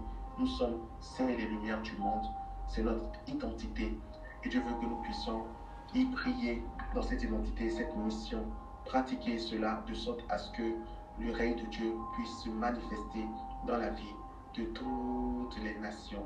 C'est pour ça pour rentrer dans ce temps d'intercession, nous allons commencer à demander pardon au Seigneur. Vraiment, demandons-lui pardon avec nos propres mots. Pour toutes les fois où nous n'avons pas été lumière au sein du monde. Demandons-lui pardon. Pour toutes les fois où nous n'avons pas apporté la saveur dans la vie des autres, mais que nous avons apporté l'amertume dans la vie des autres. Demandons-lui pardon pour toutes ces fois où nous n'avons pas illuminé la vie des autres. Nous avons été des agents qui ont apporté les ténèbres dans leur vie, de parce que nous avons détruit en eux. Demandons-lui pardon pour toutes ces fois où nous avons été injustes. Nous avons été témoins d'injustice et nous avons cautionné l'injustice sans reprendre celui qui est injuste. Demandons-lui pardon pour toutes ces fois où nous avons manqué à cette mission noble et à cette vocation en tant que chrétien. Tu le feras avec tes propres mots.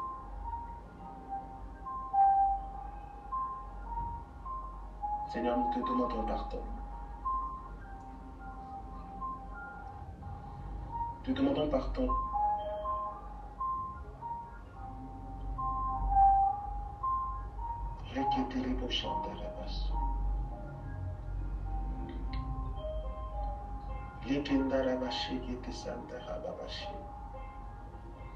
Linta yekerebo sonta hababa soto shantarabaso. Renda ya sekete shantarabaso. Rakataya baba sonto bosha. Rekete ibeta ya sonto toto shakataya bababaso.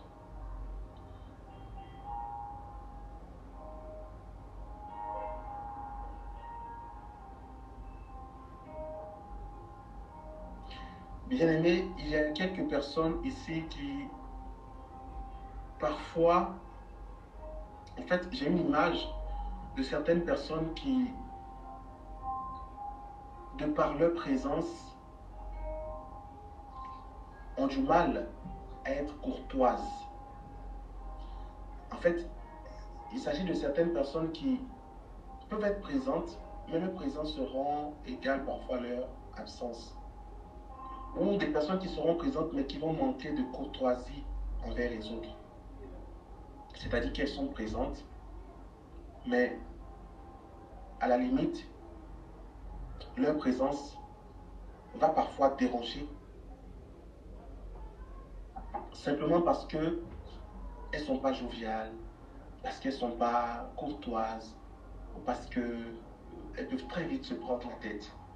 S'il y a des gens qui se retrouvent dans cette description, je t'invite à prier maintenant et à demander au Seigneur de changer cela en toi. Que Dieu nous donne la grâce, simplement par notre présence d'apporter quelque chose de particulier. Simplement par notre présence d'apporter la bonne humaine. Ou d'apaiser de par notre présence. De par notre courtoisie. J'ai un jeune homme sur mon immeuble. Ça fait plus de 7 ans qu'on est sur cet immeuble-là. Au début, ils étaient très jeunes. Et quand on se croisait dans les marches, il me saluait. Il a un frère et lui, un de ses petits frères, son petit frère et lui. À un moment donné, c'est son petit frère qui me saluait et lui ne me saluait plus. À un moment donné, les deux ont arrêté de me saluer quand on se croisait. Et chaque fois qu'on se croisait, il était toujours dans une posture. Vous voyez un peu parfois les adolescents, je ne sais pas si ce sont les hormones qui font ça, mais voilà quoi, ils gonflent la poitrine, ils marchent, ils me dépassent bien, ils ne me saluaient plus. Plusieurs fois ça s'est répété et un jour, on s'est croisés, je l'ai salué avec courtoisie. Une deuxième fois, je l'ai salué avec courtoisie. Une troisième fois, je l'ai salué avec courtoisie. Une quatrième fois. Et parfois, je m'arrête même, je demande comment ça se passe à l'école, etc. Une cinquième fois, on s'est croisé, c'est lui qui s'est empressé à me saluer. Maintenant, quand il me voit, il s'arrête, il me salue, il sourit, il me tend la main. Simplement parce que Dieu m'a donné la force de lui montrer comment on fait. Et ainsi, il a été touché au point où lui-même, il a commencé à refaire. Bien aimé, que le Seigneur touche mon cœur. C'est de ça, c'est de cette transformation-là que nous avons besoin. C'est de ce genre d'attitude dont nous avons besoin. Que Dieu nous transforme. Que Dieu nous transforme de sorte à ce que nous puissions véritablement impacter le monde d'une façon extraordinaire.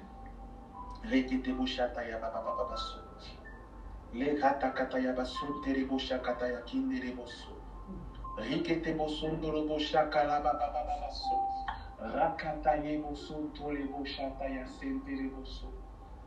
Lekete sadlere boso toto riva baba baso. La yashekere boso taya babaso. Santa yakete ketere bosha.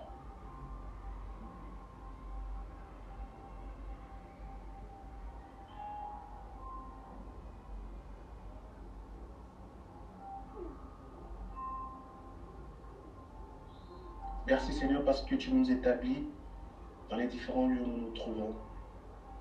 Que ta grâce nous donne de porter beaucoup de fruits. De par nos identités, notre identité en tant que chrétien. Que ton esprit continue de nous soutenir.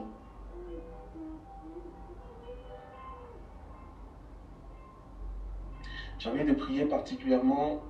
J'ai à cœur de prier pour certaines personnes qui ont des blessures intérieures. Quelquefois, ces blessures vont nous amener à ne pas produire ces fruits-là en tant que chrétien, à ne pas briller comme il faut, parce qu'on n'est plus dans la pratique de ces bonnes œuvres. Pose une main sur ton cœur et répète cette prière avec moi, Saint-Esprit. Je me soumets à ta puissance. Je t'offre mon cœur et je me prosterne devant toi afin que tu me décharges de tout fardeau, de toute blessure intérieure qui change mon identité chrétienne. Saint-Esprit de Dieu, prends le contrôle et inonde mon cœur de l'amour de Dieu, afin que mon cœur soit réparé, fortifié et guéri de toute blessure, que je retrouve mon identité et que je sois élevé à la dimension de ta dignité, au nom de Jésus. Amen. Amen. Alors, bien aimés, rapidement, nous allons clore ce temps, notre temps par les témoignages. Donc, pour toutes les personnes qui souhaitent partager un témoignage de ce qu'ils ont vécu pendant ce temps, vous avez la parole.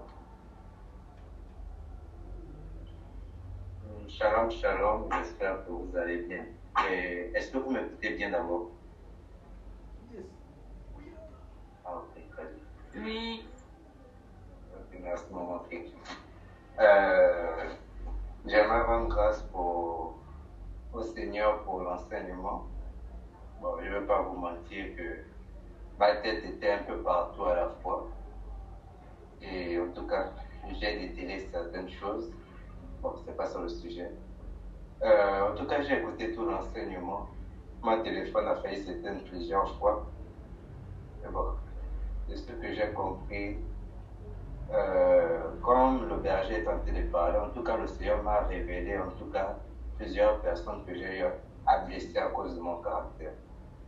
Bon, bien évidemment, je ne faisais pas exprès.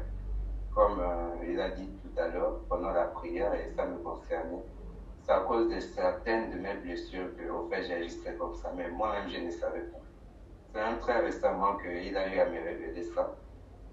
Et je tiens à bénir d'abord la vie du Seigneur et du berger pour avoir d'abord prié pour ça et de gérer ça. Et vraiment que le Seigneur bénisse la vie du berger pour son enseignement. Et voilà. En tout cas, je sais ce que je dois faire. Il m'a déjà mis ça à cœur pendant l'exhortation pour le partage, ce que je veux dire ici. Il faut seulement que j'agisse selon sa volonté. En tout cas, c'est tout. Shalom, shalom.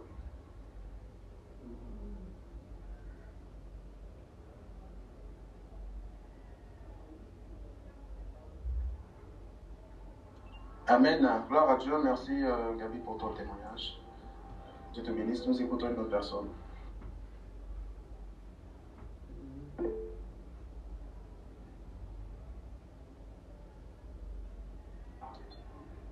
Shalom, shalom. Je voulais rendre grâce. Désolée déjà, je suis arrivée en retard. Et je veux rendre grâce à Dieu déjà parce qu'il m'a permis d'être là.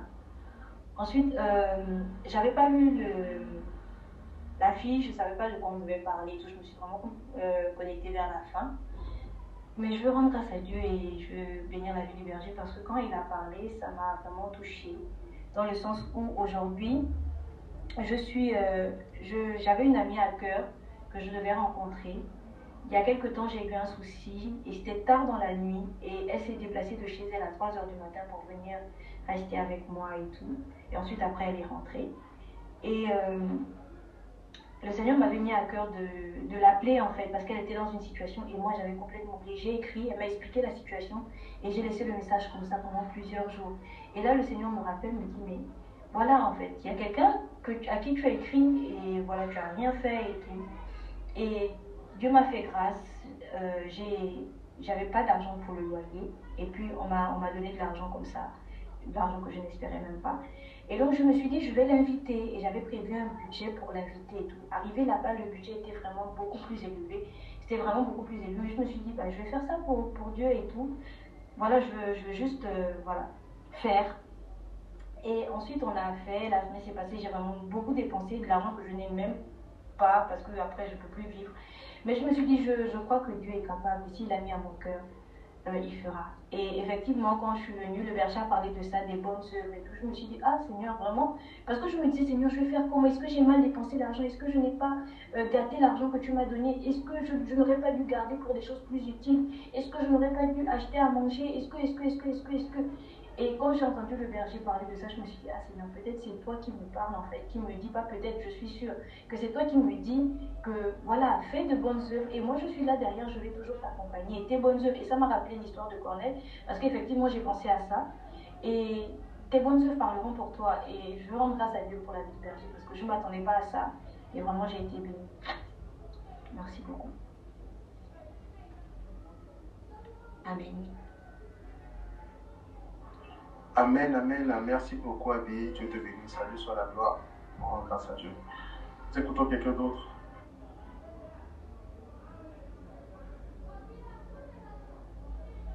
Shalom à tous, j'espère que vous allez bien et que tout se passe bien. Je rends grâce pour le temps des prières. J'ai été béni, j'ai été touché. Vraiment, je rends grâce au Seigneur, je rends grâce pour la vie du berger. Ça a été un enseignement très édifiant. Et ça m'a rappelé un témoignage parce que le thème le thème me rappelle les textes du dimanche passé, parce que si je me rappelle bien, le dimanche passé, on avait parlé de celle et lumière du monde, et il s'était passé une chose, s'était passé une scène à l'église, c'était à la messe, pendant le Gloria, j'avais eu à cœur de faire un geste d'adoration, de poser un acte d'adoration pendant la messe, mais j'avais pas obéi parce que j'avais honte. Oh non, il y avait des gens, je m'exposais un peu, et j'avais vraiment honte de ça, j'avais vraiment honte. Et la parole qui m'était revenue à cœur là, c'était oh non, ceux qui ne se déclarent pas pour le Christ sur la terre ne va pas se déclarer. Ça m'avait vraiment fait mal, j'avais honte. Et après, le prêtre qui prêchait avait parlé de ça, que vous êtes celle lumière du monde, on ne prend pas la lumière pour mettre ça sous le lit. Je dis que c'est vrai, hein, c'est vrai. Et l'enseignement du jour m'a encore beaucoup rappelé ça, m'a beaucoup touché que faut continuer à poser des œuvres, à ne pas avoir honte, à ne pas faire ça, cacher sa lumière. S'il faut poser les actes pour le Christ, il faut les poser tout simplement. Je rends grâce encore pour la vie du Seigneur, pour la vie du berger, qu'est-ce qu'on raconte? Pour la vie du berger, merci beaucoup berger pour cet enseignement. C'est tout pour moi. J'avais un autre témoignage, mais c'est parti. Si ça revient, je reviens aussi. Amen, amen, gloire à Dieu. Merci beaucoup, Jérémie, Dieu te bénisse. Alors, y a-t-il quelqu'un d'autre? Vous avez la parole. Tu ouvres ton micro simplement. Shalom. Je vais rendre grâce à Dieu pour le témoignage d'aujourd'hui parce que c'est l'un de mes versets préférés. En fait, j'aime beaucoup ce verset. Et il y a quelque temps, il y a quelqu'un qui m'a reproché, en guillemets, ma façon de faire. Genre, la personne ne me trouvait pas très dégourdie. Genre, voilà, tu es un peu comme ci, tu es un peu comme ça. Et ça m'a fait mal quand la personne m'en a parlé. Donc, le dimanche, à la messe, j'avais ça, c'était un peu dans mon cœur. Et après, le prêtre a dit une chose que j'ai retenue. C'était l'évangile en fait du dimanche, c'est le sel de la terre, la lumière du monde. Et le prêtre disait que les lumières ne brillent pas de la même façon. Donc c'est une parole qui m'a vraiment touchée parce que je me suis dit, ah ouais, c'est vrai, parce que en réalité, je suis pas censée briller comme elle. Je suis pas censée, je suis une lumière, je brille à ma façon, chacun a sa manière de briller en fait. Je brille comme Dieu veut que je brille. Et si, par exemple, la personne trouve que moi, je suis un peu trop gentille, peut-être trop douce, peut-être trop si, bon, elle a sa manière de faire et je respecte cela. Elle brille de la sorte, mais moi aussi, je brille. Voilà. Donc, ça m'a beaucoup apaisé et je parlais, j'en discutais avec une de mes amies qui m'a fait un retour d'un post qu'elle a fait. Et la personne a vu le post et lui a dit, Arlène, parce qu'elle parlait, elle m'a tagué dans le post et la personne a dit, Arlène, elle était la plus douce d'entre nous. Donc quand elle m'a envoyé le message, ça m'a fait rire. Et après, on a commencé à parler de la douceur et tout. Je lui ai dit, tu sais quoi, moi en tout cas, c'est l'une des qualités ou en fait des fruits que j'apprécie maintenant. Avant, je n'aimais pas qu'on me dise que je suis douce. Je pensais que c'était une façon de me dire, mais toi tu es faible, tu es comme si. Je trouvais que les gens pensaient que voilà, ils vont me marcher dessus, donc il faut avoir du caractère et tout. Je n'aimais pas la douceur. Mais le jour où j'ai appris que c'était un fruit de l'esprit et que la douceur, en fait, c'est quelque chose de grand, j'ai commencé vraiment à aimer ça. Donc je lui ai dit, Davina, on va rester. C'est comme ça qu'elle s'appelle mon amie. Et elle aussi, elle est douce. Donc je lui ai dit, vraiment, il y a de la matière grise à rester douce. Donc il n'y a pas de souci, on va rester comme ça, on va briller. C'est notre manière aussi de briller, voilà.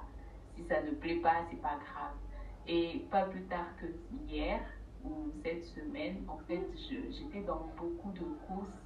Et hier particulièrement, parfois, hier quand je suis rentrée à la maison, j'étais en train de dire au Seigneur, mais franchement, j'ai comme l'impression que je me sentais incomprise.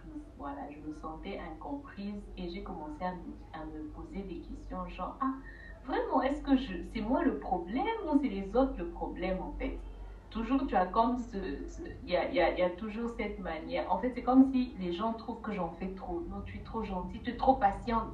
Tu arrives dans un magasin, voilà, tu es là, tu attends et tout ça, mais bouge un peu le vendeur, nanani, nanana, et tout ça. Mais moi, quand je fais ça, quand je rentre dans un magasin, je regarde la personne. Elle a aussi du travail à faire. Tu n'es pas la seule personne en fait qui va acheter. Donc, quand tu rentres dans un magasin, la moindre des choses, calme-toi, voilà, il va te prendre. Voilà, forcément, il va te prendre. C'est pas qu'il le fait parce que lui, il a travaillé depuis toute la journée, en fait. On dirait, j'étais comme, c'est comme si les gens veulent te pousser à, non, voilà, il faut que tu sois un peu dégourdi, voilà. La personne là, tu es entrée, elle te regarde pas, nanani, nanana. Pourtant, la personne était en train de travailler.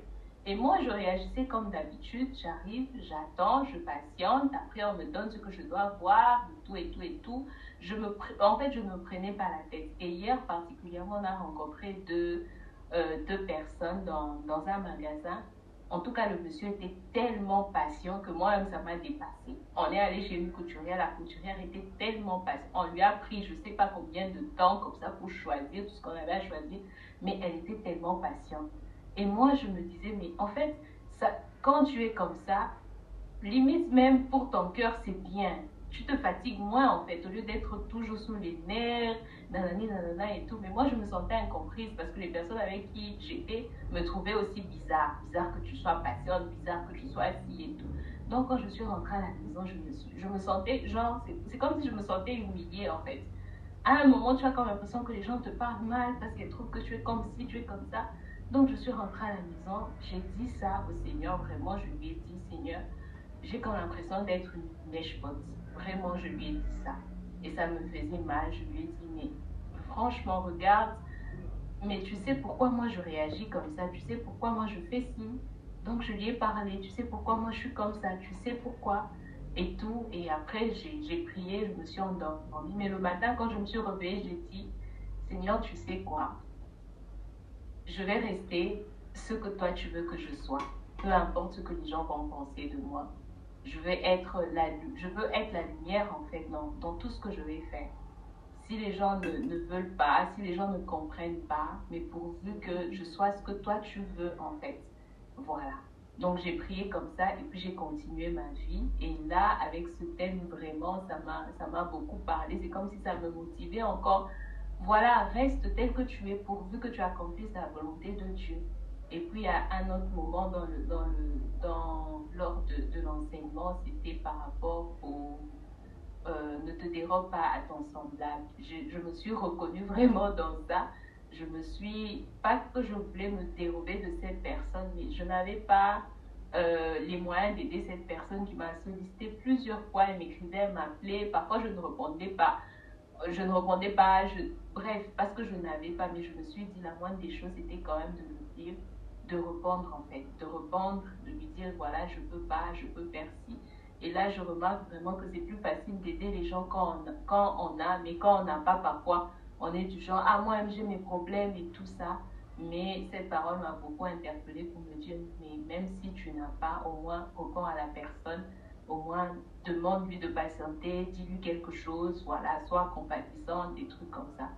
Donc, je rends vraiment grâce à Dieu pour cette parole et qui m'a beaucoup réconfortée, qui me pousse à... Et quand Papounet parlait de ces personnes qui vont comme être investies de ce désir de faire mieux, moi je me disais oui, je vais faire mieux, voilà, je vais continuer, voilà, je vais continuer. Donc je rends vraiment grâce à Dieu et que Dieu te bénisse.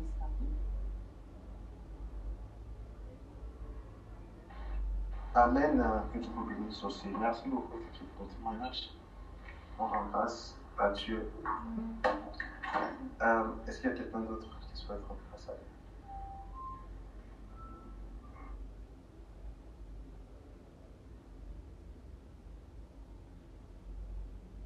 Bonsoir, je reviens encore.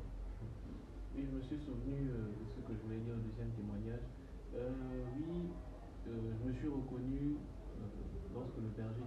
Ah oui, il y a des personnes, elles sont gentilles, mais après, elles perdent parce que, oh non, on leur a dit que vous êtes trop gentil ou je sais pas quoi, elle commence à dire que bon, moi je vais changer. Je me suis reconnu dans ça parce que je suis quelqu'un, on m'a beaucoup qualifié de personne gentille, j'étais gentil. Mais après, à un moment donné, bon, ça me fatiguait, ça commençait à me fatiguer, je me sentais aussi un peu exploité. Je me disais que bon, j'allais me décharger, mais ou bien des fois j'estimais que bon, j'ai déjà beaucoup fait, donc là je ne fais plus. Et même quand le berger priait par rapport à cela, le Seigneur m'a mis à cœur des personnes, bon pas des personnes, mais des moments là où j'estimais que bon, j'ai trop fait, je n'ai fait pas quoi. Et ça m'a vraiment fait mal. Ah, c'est vrai que je peux toujours faire plus quoi. Je ne peux pas me contenter du peu que je fais déjà. Donc, je voulais rendre grâce au Seigneur par rapport à cela. Merci.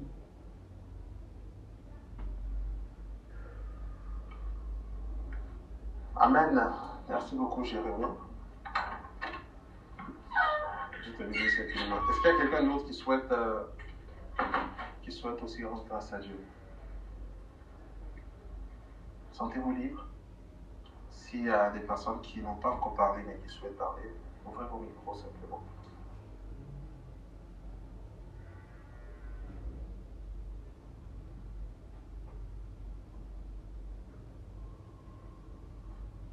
Une bonne œuvre, c'est aussi témoigner. Parce que par le témoignage, d'autres sont édifiés. On nous apprend à l'école des prophètes que prophétiser est une œuvre de charité. Donc si par exemple j'ai en face de moi Jérémie, Gabi ou Abi, et que Abi par exemple m'énerve, et que Dieu me donne une parole pour Abi, je ne veux pas m'asseoir sur la parole simplement parce qu'Abi m'énerve. Mais de dire à Abi, même si Abi m'énerve, est une œuvre de charité. Et le dire, même si elle ne m'énerve pas, est une œuvre de charité. Parce que par cette parole, Dieu construit et va construire la vie d'Abi. Donc s'il y a des personnes qui n'ont pas encore parlé et qui ont quelque chose à dire, je vous invite, je vous encourage à le faire. J'aimerais aussi témoigner.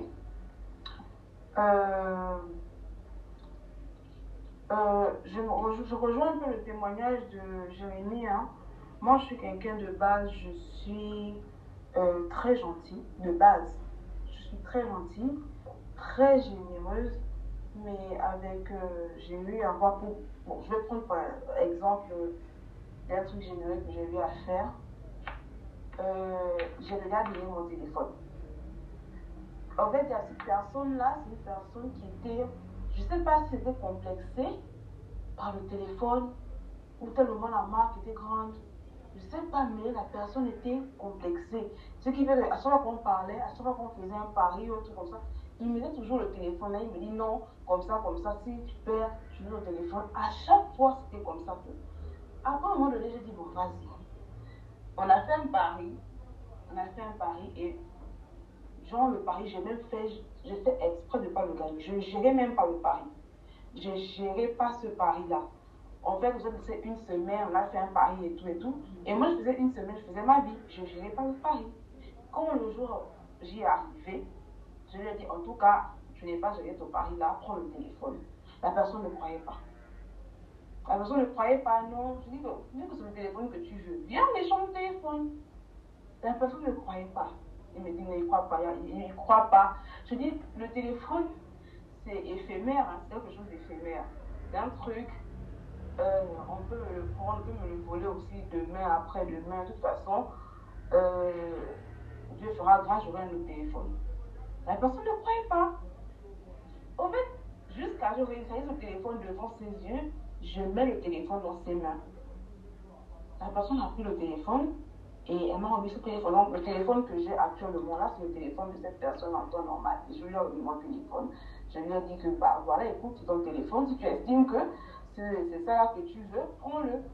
Et la personne, mais sérieux, la personne était choquée en mode, ah ouais, un téléphone là comme ça va coûter cher. Est-ce que tu. J'ai dit, prends le téléphone. Et je lui ai même dit que, de toute façon, on monte, on descend, demain après-demain, j'aurai un nouveau téléphone. Donc, clairement, je ne vais pas me laisser. Vu que c'est le téléphone-là que tu veux prendre, et vraiment, je suis cette personne, je suis tellement gentille, je peux donner même ce que je n'ai pas. Je peux même donner ce que je n'ai pas, mais avec le temps, j'ai eu à constater certaines choses et tout. Je me suis un peu, recoquiller sur moi-même en mode oui, c'est toujours moi qui donne aux autres, moi quand j'ai besoin des autres personnes. Et c'est vrai, hein? C'était vrai, hein? Quand on était besoin de quelque chose, il fallait venir vers grâce. Il fallait venir vers grâce, il fallait venir vers grâce parce que moi j'ai vraiment le cœur sur la main. Je sais pas, j'ai vraiment le cœur, non, j'ai vraiment le cœur sur la main. Et je me rappelle aussi à une époque, quand l'NBG était encore l'NBG, j'avais ma bourse et tout. J'avais aussi un ami qui était comme ça. À chaque fois maintenant, il m'avait demandé de l'argent. Il m'avait demandé de l'argent. Je lui avais envoyé une histoire de 30 000 francs. De 30 000 francs. Le mois qui suivit, il m'a encore demandé de l'argent. Je n'ai fait qu'envoyer jusqu'à ce que je dis, bah écoute, ça va être chaud maintenant, hein. L'NBG n'est plus l'NBG, ça va être un peu chaud, et tout. Et la personne avait compris. Mais je pense qu'une fois, j'avais aussi besoin de son aide. Et il ne m'a même pas répondu. Il m'a carrément refusé. En fait, ça m'avait fait mal. Ça m'avait fait mal. J'étais vraiment... En fait, et c'est ce que j'ai remarqué. Que moi, je suis vraiment quelqu'un... Si c'est pour aider les gens, je suis comme ça. Et on me l'a toujours reproché. Oh non, tu es trop généreux, tu es trop gentil, ceci, cela. Je dis, ah, je sais pas, je suis comme ça. Et certains remarquent, je suis quelqu'un qui aime la bonne humeur. J'aime être jovial. J'aime pas... quand vous voyez sur mon visage que je suis un peu fâchée et tout, c'est qu'il y a un problème. Tu sens qu'il y a un problème. Parce que ça, c'est pas grâce. Et tout le monde dit, ça, c'est pas grâce qui est là. Donc, moi, je suis quelqu'un, dès que j'arrive à un endroit, je vais te montrer que grâce est là. Je suis joviale. Et c'est un truc que j'aime vraiment faire. J'aime vraiment donner. Pour vous dire vrai, j'aime vraiment donner. Mais, en voyant les comportements des gens, franchement, tu n'es plus motivé. Et c'est vraiment un truc que j'ai pris chez mes parents. Mes deux parents sont très très généreux. Vraiment, même des fois, je suis choquée. Mes deux parents sont très très généreux, mais c'est un truc que j'ai pris chez eux. C'est un truc que j'aime beaucoup. Oui, c'est un truc que j'aime beaucoup, mais les gens ne te rendent pas l'appareil. C'est vrai qu'on ne le fait pas vraiment pour les gens, mais on reste des êtres humains. Hein. Franchement, il y a des trucs qui vont te faire mal, qui vont te choquer, qui vont te traumatiser. Et tu restes un peu sur toi-même. Mais vraiment, l'enseignement d'aujourd'hui m'a vraiment aidé à reprendre cette vie-là, de toujours donner, peu importe ce qu'on va te dire. Le jour aussi, tu voudras, on ne va pas te donner, c'est pas grave, puis seulement Dieu va me donner. En tout cas, je vais vraiment reprendre cette vie-là, de donner avec amour, donner avec grand cœur, parce que franchement, c'est comme ça que je suis. Et c'est vrai qu'on ne me l'a pas toujours rendu de la bonne manière, mais bon, c'est la vie. Je vais vraiment reprendre cette habitude-là. Merci, shalom. Amen, merci, grâce. Alors, retenons simplement que il ne faut pas exceller dans nos mauvais comportements, mais il faut exceller dans nos bons comportements. Il faut exceller dans nos qualités. Si je suis gentil, c'est une grâce de Dieu que d'être gentil, parce que c'est Dieu le gentil des gentils. Donc c'est une vertu qu'il nous donne. Et je profite pour vous notifier quelque chose. Souvent, il y a des personnes qui disent qu'elles ont perdu totalement l'estime d'elles-mêmes. Elles ont peu d'estime d'elles-mêmes, ou des personnes qui disent qu'elles manquent de confiance, etc. Alors, je vous donne un exercice qui va vous aider à reprendre confiance en vous. Parce que pour reprendre confiance en vous, il faut d'abord comprendre que vous avez des qualités et des talents. Ça, c'est la première des choses. Quelqu'un qui manque de confiance en elle-même aura tendance à croire qu'elle est une bonne à rien, entre guillemets. Qu'elle ne sait pas faire ci, qu'elle ne peut pas faire ça, qu'elle n'a pas les capacités, elle n'est pas comme les autres peuvent être pas. C'est parce que simplement cette personne n'a pas toujours connaissance ou conscience de ses talents, de ses qualités Et ça, la première des choses, c'est d'abord d'écrire ses qualités et ses talents. Poser même la question à son entourage, quelles sont mes qualités, quels sont mes talents pour toi qui me connais. Et une fois qu'on a une liste de nos qualités, de nos talents, ce qu'il faut faire, c'est exceller dans ses qualités et dans ses talents. Pour reprendre maintenant confiance, il faut exceller dans ses qualités, dans ses talents. Donc, en d'autres termes, si tu es gentil, ce qu'il faut faire, c'est exceller dans la gentillesse. Si tu es courtois, ce qu'il faut faire, c'est exceller dans la courtoisie. Si tu es de bonne humeur, ce qu'il faut faire, il faut exceller dans la bonne humeur. Si tu es patient, ce qu'il faut faire, il faut exceller dans la patience. Si tu es charitable, ce qu'il faut faire, il faut exceller dans la charité. Et non regresser. C'est en excellant qu'on va reprendre conscience et confiance en nous. Pourquoi? Parce que quand tu vas exceller dans la bonne odeur, ben comme le dit la parole de Jésus, les gens verront vos bonnes œuvres et rendront grâce à Dieu pour vos bonnes œuvres. Et les gens verront donc tes bonnes œuvres, ta gentillesse et rendront grâce à Dieu et te le diront. Témoigneront de toi en rendant grâce à Dieu. Et c'est tout ça, par tout ça que Dieu va passer pour te redonner confiance en toi.